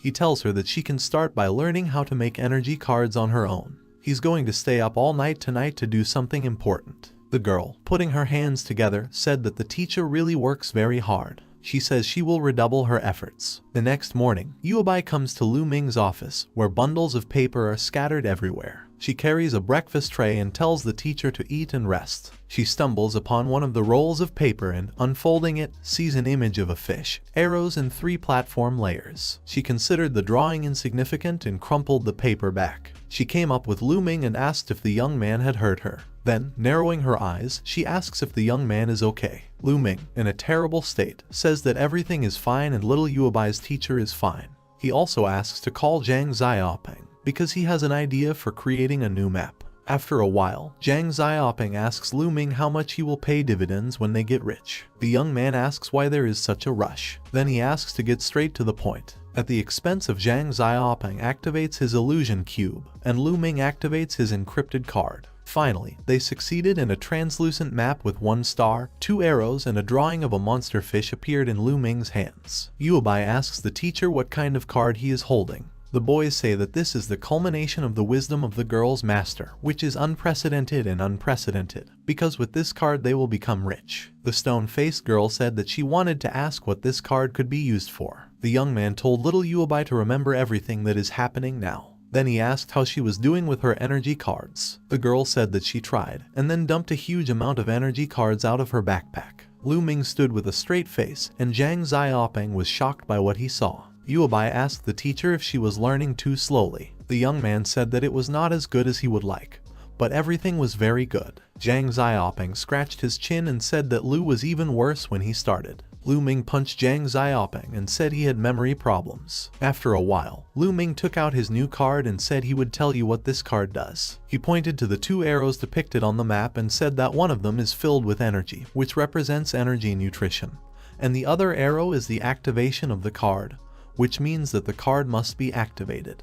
Yuobai, chewing cookies, asked about nutrition and activation, and then gave an example of an ordinary dog that needs to be fed in order to be released. Lu Ming smiled and said that it didn't look like a dog. In Korea it looked like a fish. Zhang Xiaoping told the girl that she should know that this all looks like a type of fish farming. The young man holding the card said that Zhang Xiaoping was right. He called the map Kun, which includes the results of his work over the past few days. This card is his first combined card. A combination card is called a combination of cultivation and summoning. The more energy is poured in, the stronger the cultivation of the kunya, the more powerful the monster can be summoned. The card is disposable. That is, the monster can be summoned once, but it can also help to deliver an incredible blow at a dangerous moment. Everyone was delighted. Zhang Xiaoping asked when they would sell this card. The young man replied that there was no need to hurry, since the current encryption technology protects against small pirate workshops. A serious card maker can decipher this card in a couple of minutes. Lu Ming says he has to come up with something.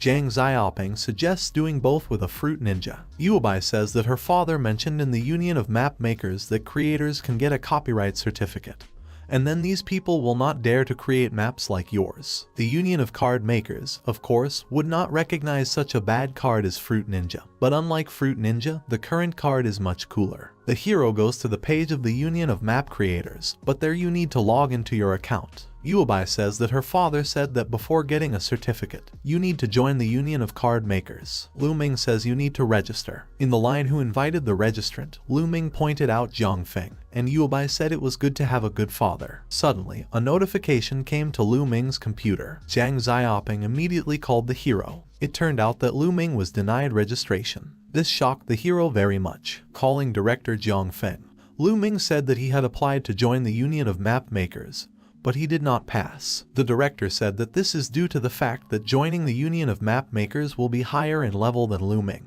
all because the hero created a fruit ninja and it is discussed every day in the Union. The director says that they all want to be popular and earn more money, so in any case, it seems that fruit ninja is not a very successful job.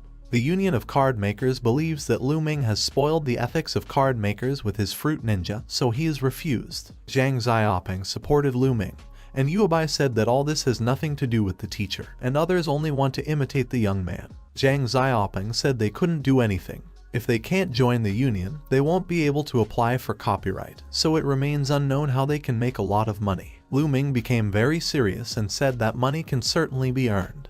But do these people really think that it is so easy to be an independent card maker? So he will still show real art in creating cards. Half a month later, Lu Ming says that they have made enough cards during this time and now they are all ready to earn serious money. Yuebai plaintively asks the teacher if it is possible to eat first. She was sitting in a pile of new cards and holding her stomach. The young man said that today was a great day, so he would cook her food himself. To celebrate the creation of the Kun card, then you need to eat fish. The girl was delighted to say that everything looks very appetizing. Zhang Xiaoping pulled Lu Ming's sleeve and asked how he knew that his friend liked fish. The hero said that he called a friend only to discuss the price of a new card. Lu Ming said that this cooked fish is for Yuebai, so Zhang Xiaoping won't get anything. The girl said that the teacher worked very hard, so he should also eat. Lu Ming was embarrassed, and then he saw how everyone started eating. He said he hadn't authorized it yet, and Zhang Xiaoping should first discuss the price of the new card with Lu Ming. After a while, Lu Ming stands in front of his store and says through a megaphone that today you can get an incredible card for just 2,000.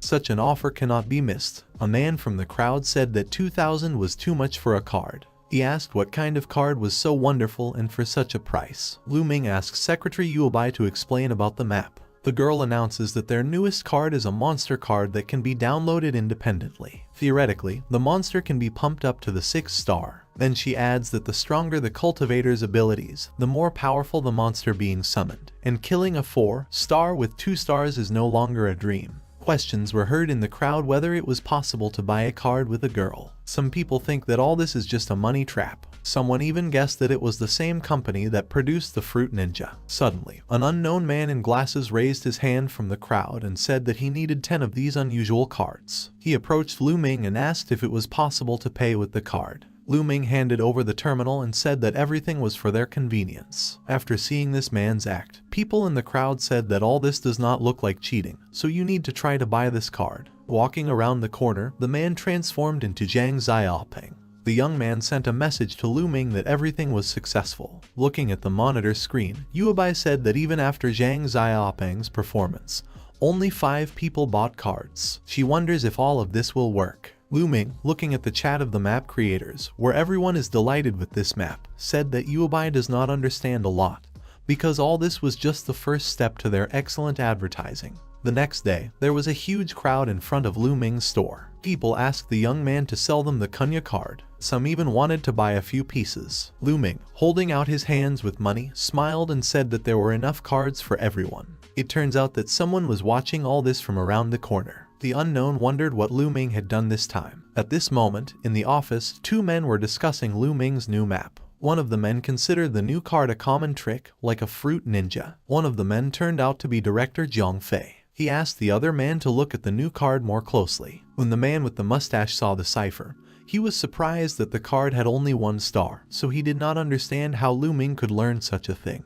The director, adjusting his glasses, thought that Lu Ming had talent at such a young age, so he was suitable to give him a little help. The second man was the president of the Union of Map Makers named Zhang Yang. The man asked Zhang Fei to bring Lu Ming to him because he wanted to talk to him. Lu Ming was surprised that the director wanted him to come to the Map Makers Union at night. Zhang Fei said he wasn't the only one who wanted to see him. Walking down the corridor, Lu Ming did not understand what all the mystery was about. Entering the office, he greeted the director, banging his cane. Chang Liang introduced himself as the president of the Ming City Map Makers Union. Ming shook hands with the president and said that he was glad to meet him, but the president was some unknown person, so he did not know him. The man said it was okay. He showed Ming's new card and said he wanted to ask him about the recently released Kunya card. He asked if Ming had created this map himself and if anyone had helped him create it. Ming nodded his head. The man said he couldn't believe it. He also asked if Ming was aware that combining cards is a skill that only card makers with 4 or more stars can learn. Ming tensed, because 4 stars is a lot for such a card. And then he thought why there is a layer on top of the encryption layer. In fact, this is a real map layer. The surface of the map is not large enough to make a lot of engravings there, but to place this pile of engravings, another layer is needed. He realized that the more complex the map, the more layers there are in it, and the layer connecting the first layer with the last is the key to the composite map, and if it were not for the merging of the maps, he would not be able to see this detail. The young man thought that his progress depended on the black cat, so he could not be put anywhere and he could not let these 2 men suspect something. Sighing, the young man said that he knew he couldn't hide it. It turns out that his sister helped the young man and showed him some lamination techniques. The man smiled and thought that he had forgotten that Ming was Liu Yan's brother. He apologized to the young man. The man noticed that the new hero card is a game card, like the last one, but there are significant differences between them. Fruit Ninja is not made by this lamination technology, but it inspires in its own way. He put his hand on the hero's shoulder and said that the map is a simple engraving, which is not too technical for advanced map makers, but the basic drawing is surprisingly close to perfection. Finally, he said that Ming was great and wished him to continue in the same spirit. The director then asks Ming how Yuebai is doing and when the young man will teach her the lamination technique. The young man said that he was going to teach her this today, and then noticed that 2 men were holding him by both shoulders and told them not to put pressure on him and whether he could go home. The president tells Zhang Fei that he has always known that he has always admired him, but asks him not to copy everything. Ming says that he is leaving, and Zhang Fei asks not to forget to teach him UI. Ming walked out and slammed the door. The president, scratching his chin, asked Zhang Fei about how he dares to send his daughter to someone else's house. Apparently his mind was confused. The director said that he did it for a reason. At this time, in some organization, a man informed his boss that Ming had made another incredible card, to which the boss replied that everything should be calm. The man replied that he needed this incredible card, so he ordered his wards not to come to him without this card. Upon arriving home, Ming met Yuebai. The girl asked what her father had asked. The young man replied that he had forgotten to ask about joining the union. He also said that those men had gone crazy. The girl said that she thinks that they will be able to sell the remaining 300 Kunya cards tomorrow, so she suggests creating some more cards. Ming told the girl to rest for a couple more days. The hero ponders that they have sold almost 300 cards and, taking into account the costs of 100,000, about 500,000 income comes out. He also understands that there has never been so much work in his life. He also understands that if you do not issue copyrights, then sooner or later his card will simply be copied. Yuebai asks the teacher if he is really working overtime. Ming says he will have to think about copyright. At that moment, a notification came to his computer that he had been accepted into the Union of Map Makers. Yuebai replied that the application was approved. The young man hovers the mouse over the reject button. Yuebai makes a questioning face. The businessman man holds the extracted card and said that he could not miss such a card. The essence of this card is to activate the card and release the card. He said that such a map can be made if you find a good map maker who owns this technique. He believes that the cost of breaking double encryption and hiring an advanced card maker is a bit expensive, but on the black market such a hacked card can be bought for 10,000. Meanwhile, the young man asked the personnel inspector of the Association of Map Makers Chang Tihan which card could have such power as his. The girl replied that Mr. Ming's skill and insight were truly exceptional. Then his card could not become an author's card because of the rules of the organization. She clarified that there are too many different maps for their creation and copyrights if they are not limited. Then there will be an infinite number of maps in stock. Then she added that the young man can make a request, and the girl will do everything possible to help him reach the top and succeed. The hero confidently said that he needed a copyright certificate, because they all need to look at all this deeper and more promising, because his card is an unusual card. The girl agreed. He demonstrated exemplary news. For example, that the creator of a one-star map almost turned the industry of map makers upside down. Or, for example, the Kun card is the first pet card in the whole world. This still only applies to card makers, but it's all reached the entire cultivator world. The young man said that he was not going to remain a one-star creator of maps, and whether the girl employee wanted to remain just a personnel inspector for the rest of her life. The young man continued that they, the creators of maps, have always been under the feet of other professions. Suddenly, the girl screamed that map makers are not the worst profession. Her eyes lit up with flames, and Ming just looked at what was happening in shock. Then the girl became embarrassed and apologized for her behavior. Then someone from the surveillance camera told the girl to give Ming a certificate, because it is possible to make exceptions to the rules. The man who spoke all this into the microphone also said that they, the creators of the maps, really need to prove their importance. This man turned out to be the head of the Association of Map Makers, and his name was Xiao Yang.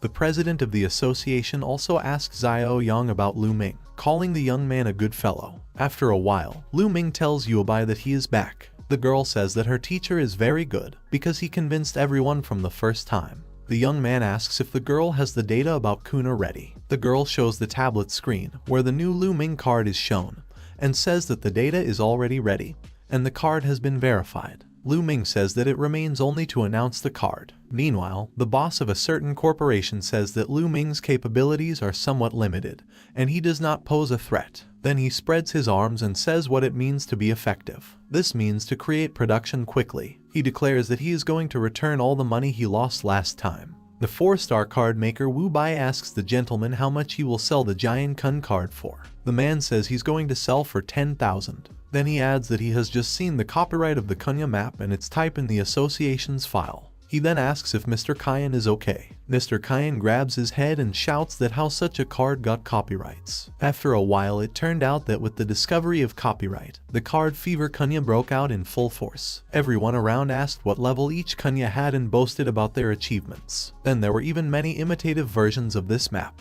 20 days later, Yubai goes to Ming and carries a small box. She says he received a package. The young man asks to put the box down and come to him. He shows her some data, which states that the price of each design is 5,000, and after deducting the share of the association and taxes, the heroes will be able to get 1,000,000. The girl points her finger at the monitor, where the number of downloads of the Kunya map project is indicated, and says that in the future there will be a permanent source of funding for this project. Realizing all this, the young man and the girl began to rejoice very much. Ming thinks that 10 days of work for 15 hours a day, and if he worked alone, then these figures would be much more. Ming then asks Yubai what she would like, and then says she will do anything for it. The girl says she wants to learn the skills of a sword cultivator. The young man asks how much energy she has now. Yubai replies that her energy level reaches 150. The hero says that she is still too weak, so he will teach her some basic techniques, and thus Yubai will be able to quickly improve his sword skills. The girl says that she will try even harder,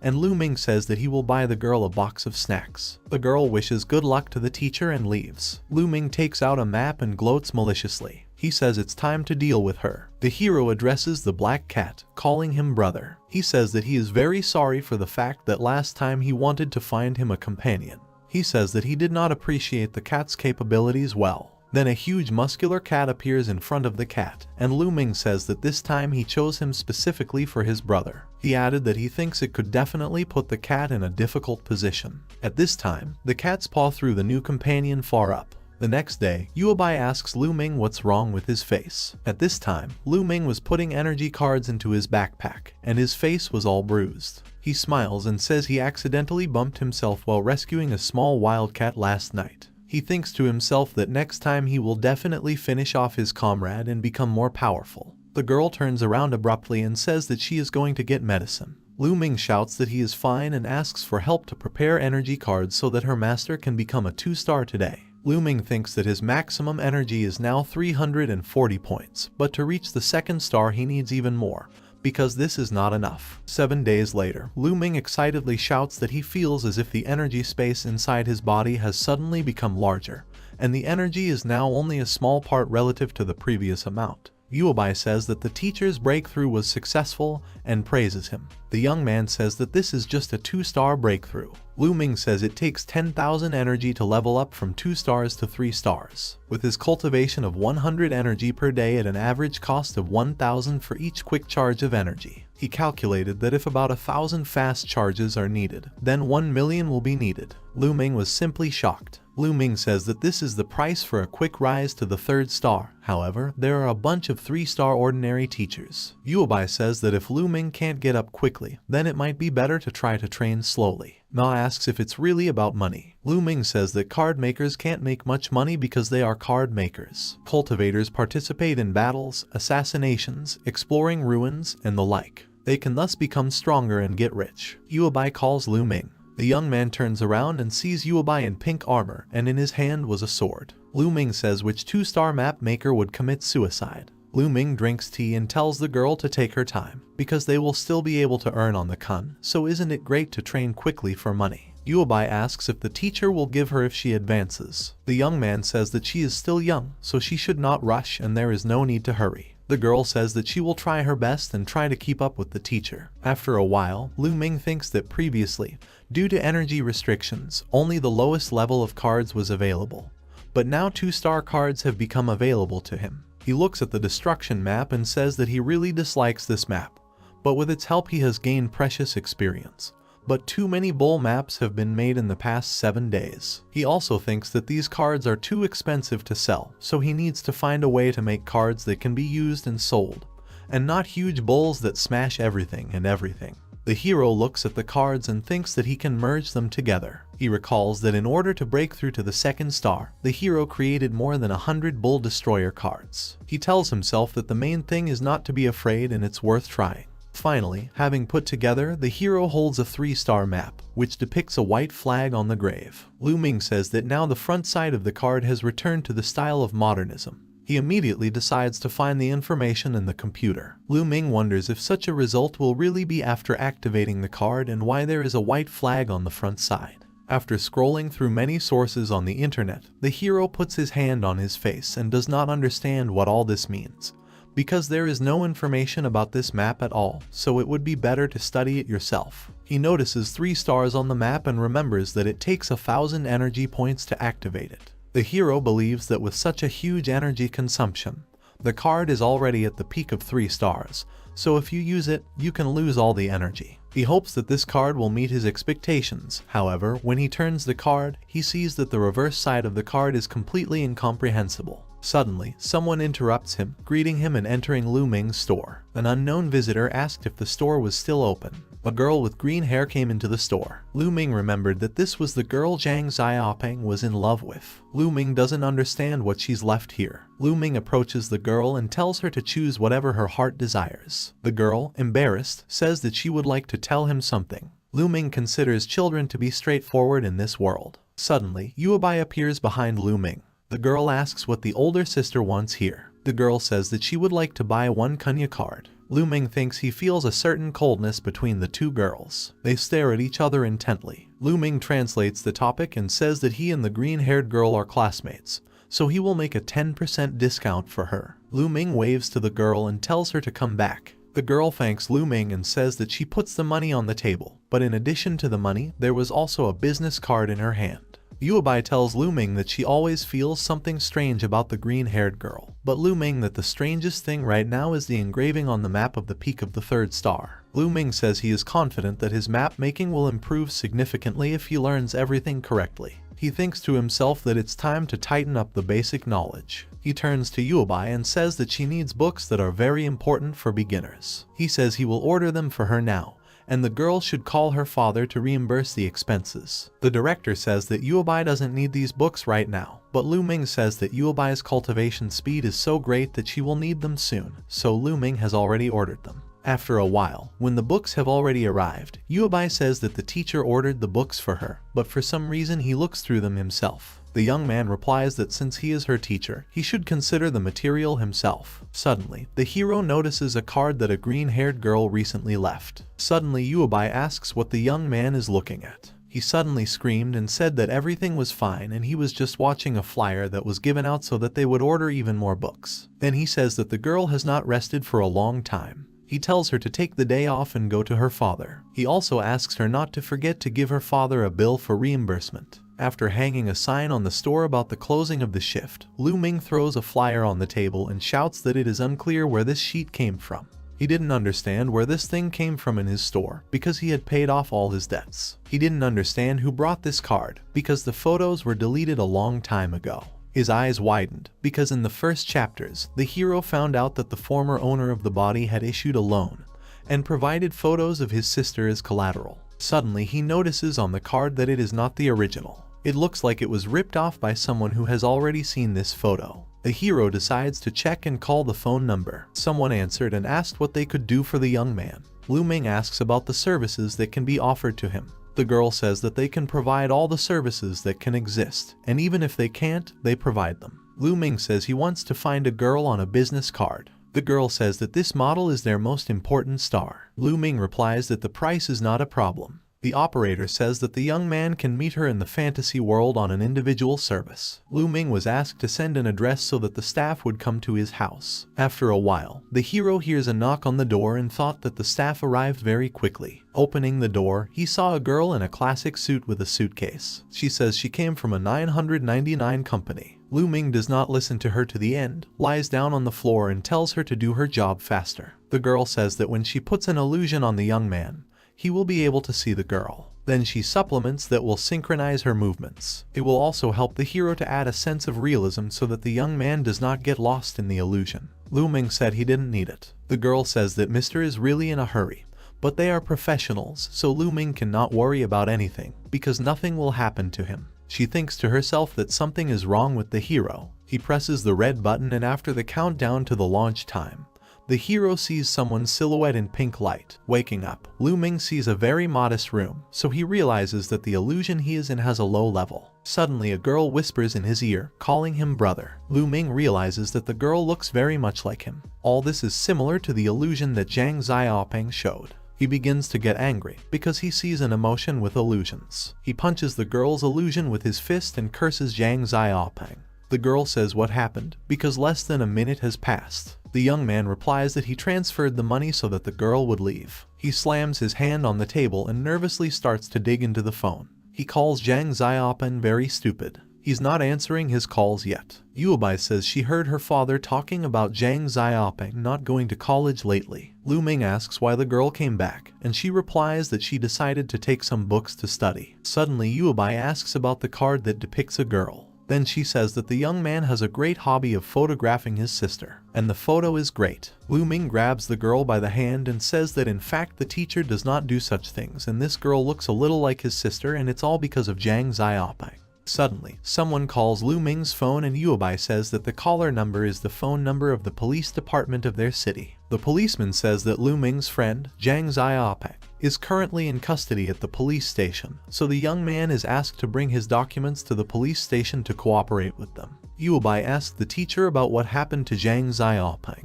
The young man replies that he is being held at the police station, so it is not surprising that they cannot contact him. Some time later, at 11 o'clock in the evening, Ming asks Zhang Xiaopeng how he got to the police station. Zhang Xiaopeng says in tears that he really didn't have a girlfriend. He just started a small business of creating illusions, then he lost consciousness and woke up in a police station. Ming asks a friend if he respects the young man at least a little and why he is lying. Zhang Xiaopeng says that Ming does not look stupid, because he really made a deal with one company. This company gave Zhang Xiaopeng a photo and asked him to make an illusion, but they didn't pay him when he finished. After losing consciousness, the young man does not remember anything and does not know. Ming thinks that Zhang Xiaopeng created an illusion and it looks like the truth, but he does not understand where the company got the photos that have been deleted for a long time. He asked about how a friend contacted the company. Zhang Xiaopeng began to hesitate and delay the answer. Then Ming said that if the young man did not tell him,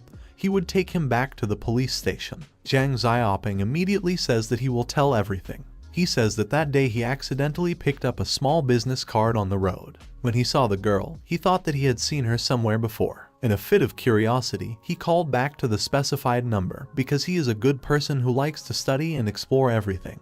Then he says that he found out that their illusion level was very bad, so he used his own illusion. As a result, they decided that his ability to change colors is simply amazing. Ming looks suspiciously and says that these people in the illusion still have a place to commit. They took Zhang Xiaopeng's illusion so that there would be no mistakes and vulnerabilities in their illusions. Yuobai asks what kind of services the company provides. Ming pulls out the card in a panic and says that it doesn't matter anymore and this organization needs to be investigated. Ming asks a friend about where he contacted them, and after explaining, the hero stays in the old town area of Qingming City. Walking along the map, the young man sees a huge building and security. He thinks that the business is very profitable because it is such a big building. The entrance to the estate is guarded, but he does not know their strength, so he needs to come up with an idea. He wants to figure out how to find out the strength of 2 guards and suddenly notices a ladder to the roof of a neighboring building. He takes 2 thundering bull cards and thinks that fuss, murder and all that is common here, so he asks not to blame him. Suddenly, a herd of huge thunderous bulls flew from the roof of a neighboring building. The guards were shocked and did not understand what it was. Everyone heard the noise and smoke behind the building. Everyone was wondering what had happened, and someone even said that the place where the explosion occurred was shark territory. The smoke finally dissipates and Ming sees a protective technique, the Fortress of Love. 2 guards made a heart out of their bodies. One says that he and his brother are a good team. Ming didn't understand what kind of people they were. One of the guards tells the second that he needs to report everything to the boss. The second one transmits on the radio that a surprise attack was organized, but everything was intercepted. Suddenly, a tall and sturdy man appears from behind 2 guards and says that they were only able to protect the gate. This man was Sha Gui, the head of the sharks. He shouts at the young men and says that they are really only guarding the gate, but all the other walls are destroyed. He threatens that the 2 of them will guard only this gate for the rest of their lives. Ming has unlocked a 2-star ability, Enhanced Perception, thanks to which it is possible to distinguish the enemy's cultivation levels. The young man, after analyzing, was convinced that there were 12 people without stars, 7 with 1 star, 8 with 2 stars and 1 with 3 stars. He can't believe there's a man with 3 stars here. This can be a problem, because 1 warrior was enough for them all to almost die in the mine. He thinks that if you call the police, even law enforcement officers will not dare to come here, because the enemy is strong. But the hero decides to become more serious and cultivate. He decides to find out more first. This time he wants to find out where the photos came from, but he doesn't think it's worth making a big fuss. After a while, he found out information about Faneria. The man was a member of the Banana Loan Cucumber Durian Loan Company. He was suspected of many crimes. The young man remembered him. This man was next to the leader of the sharks. He understands that if he left photos as collateral, then it is now clear where the sharks got his sister's photos from, and now it is clear where the company got them from. Suddenly, someone called Ming's phone. The man introduced himself as a former employee of Cucumber Durian. He says that Ming has taken a fancy to a rich young man who wants to pay a lot of money. If Ming befriends him, he will be able to build a large fortune. The man says that Ming just needs to come and answer the question. Ming resets the phone. Ming didn't understand how he dared to call him. He wonders if the man is really looking for death. Ming looks at the calendar on his phone and thinks that he needs to solve this and therefore needs to stall for time. However, a generation of people have such disgusting tastes. Faneria tells the head of the sharks that Ming has hung up. Then a message arrives on the phone where Ming says he can't talk right now. He has classes these days, so he can come on Saturday. Faneria tells Brother Wang that everything is ready and Ming will be here on Saturday. The head of the sharks smokes a cigarette and smiles. Then the head of the sharks tells Mr. Wang not to worry, because they do everything they promise. Faneria offers Mr. Wang a cup of tea. Mr. Wang is told that he has great taste in girls, and seeing him stroking a photo of Ming's sister, they say that he chose a very attractive girl. Mr. Wang says that these 2 are exaggerating too much, but she just has a very sweet smile, like beautiful spring flowers. 5 days later, the hero put on his combat suit and ordered Yuobai to keep an eye on the store while he went about his business. The girl asks when the teacher will be back. The young man replies that very soon and she should not worry. After a while, Ming, watching the building, thinks that it is a good distance, a good height and a good angle. There are also 4 guards there, and the walls are twice as thick as before. Ming believes that undoubtedly everyone is more vigilant now than before. However, it doesn't matter. He opens a bag of cards and takes out a card with 2 stars, which depicts a bull with a rocket backpack. The young man says that it's time to put an end to everything. In the past, Yuobai asked about the map and how it differs from the previous one. The young man says that this is his latest development and updated bull map. The girl assumes that this is a mixture of a flight card and a delay card. He understands that the girl immediately saw these two cards. The flight and delay cards are one of the most common 2-star cards, and they match their names. Yuobai says it takes a lot of energy to use this improved bull herd card. The young man says that he cannot release the whole herd because of the amount of energy. The girl assumes that the card is useless, but Lu Ming explains that his plan is not to have all the bulls fly. He says his idea is to let the cards fly to the target. Suddenly, everyone in the mansion was alarmed. The man asked the boss of the sharks about what was going on and what kind of earthquake. The shark boss shouts for the man to go and quickly inform the young gentleman that they are being attacked. There was a canvas of maps above the building. Mr. Wang asks if a nice girl is coming soon, and then says that there are no accidents and there is such a mess in this old city. Faneria says that Mr. Wang should not worry, because the shark boss will come out and escort the man himself this time, and they will make sure that everything is fine. He also asks not to worry, because the girl will definitely agree. Complacently, Faneria says that he has a very good eye for people, because when he was a young man, he was also handsome. Suddenly another man bursts into the room and tells Faneria that a lot of bulls are above them now, and the boss is on the street. The man hits the man who entered on the head and shouts that he does not see that Faneria is now with an important guest. He doesn't believe the news, but the man says it's true. Mr. Wang smiles and tells Faneria that his younger brother is very brave, since he can lie so openly. Then he hears a noise above him and the ceiling cracking. At this time, a huge pile of bulls begin to fall from above like rain. People are shouting and saying that they were really attacked by bulls. The head of the sharks, seeing the explosion, shouts that young Mr. Wang is in the building now. Everything around and everywhere was exploding. No one understood where all this herd came from. At this time, Lu Ming thinks that the third layer of engraving first sets the map to the desired position. Looking at the explosions, Lu Ming then thinks that the second layer of engraving releases the map, and the number of bulls falling from it. The power should be the peak of the third star. He understands that the gang of sharks who used his sister's photos have now paid for it, and from this day on they will not exist. So they will not continue to distribute the photos. Adjusting his cap, he says that this is the end. Turning around and already walking home, he notices someone watching him, and, turning around, sees a huge eye looking at him and hovering in the sky.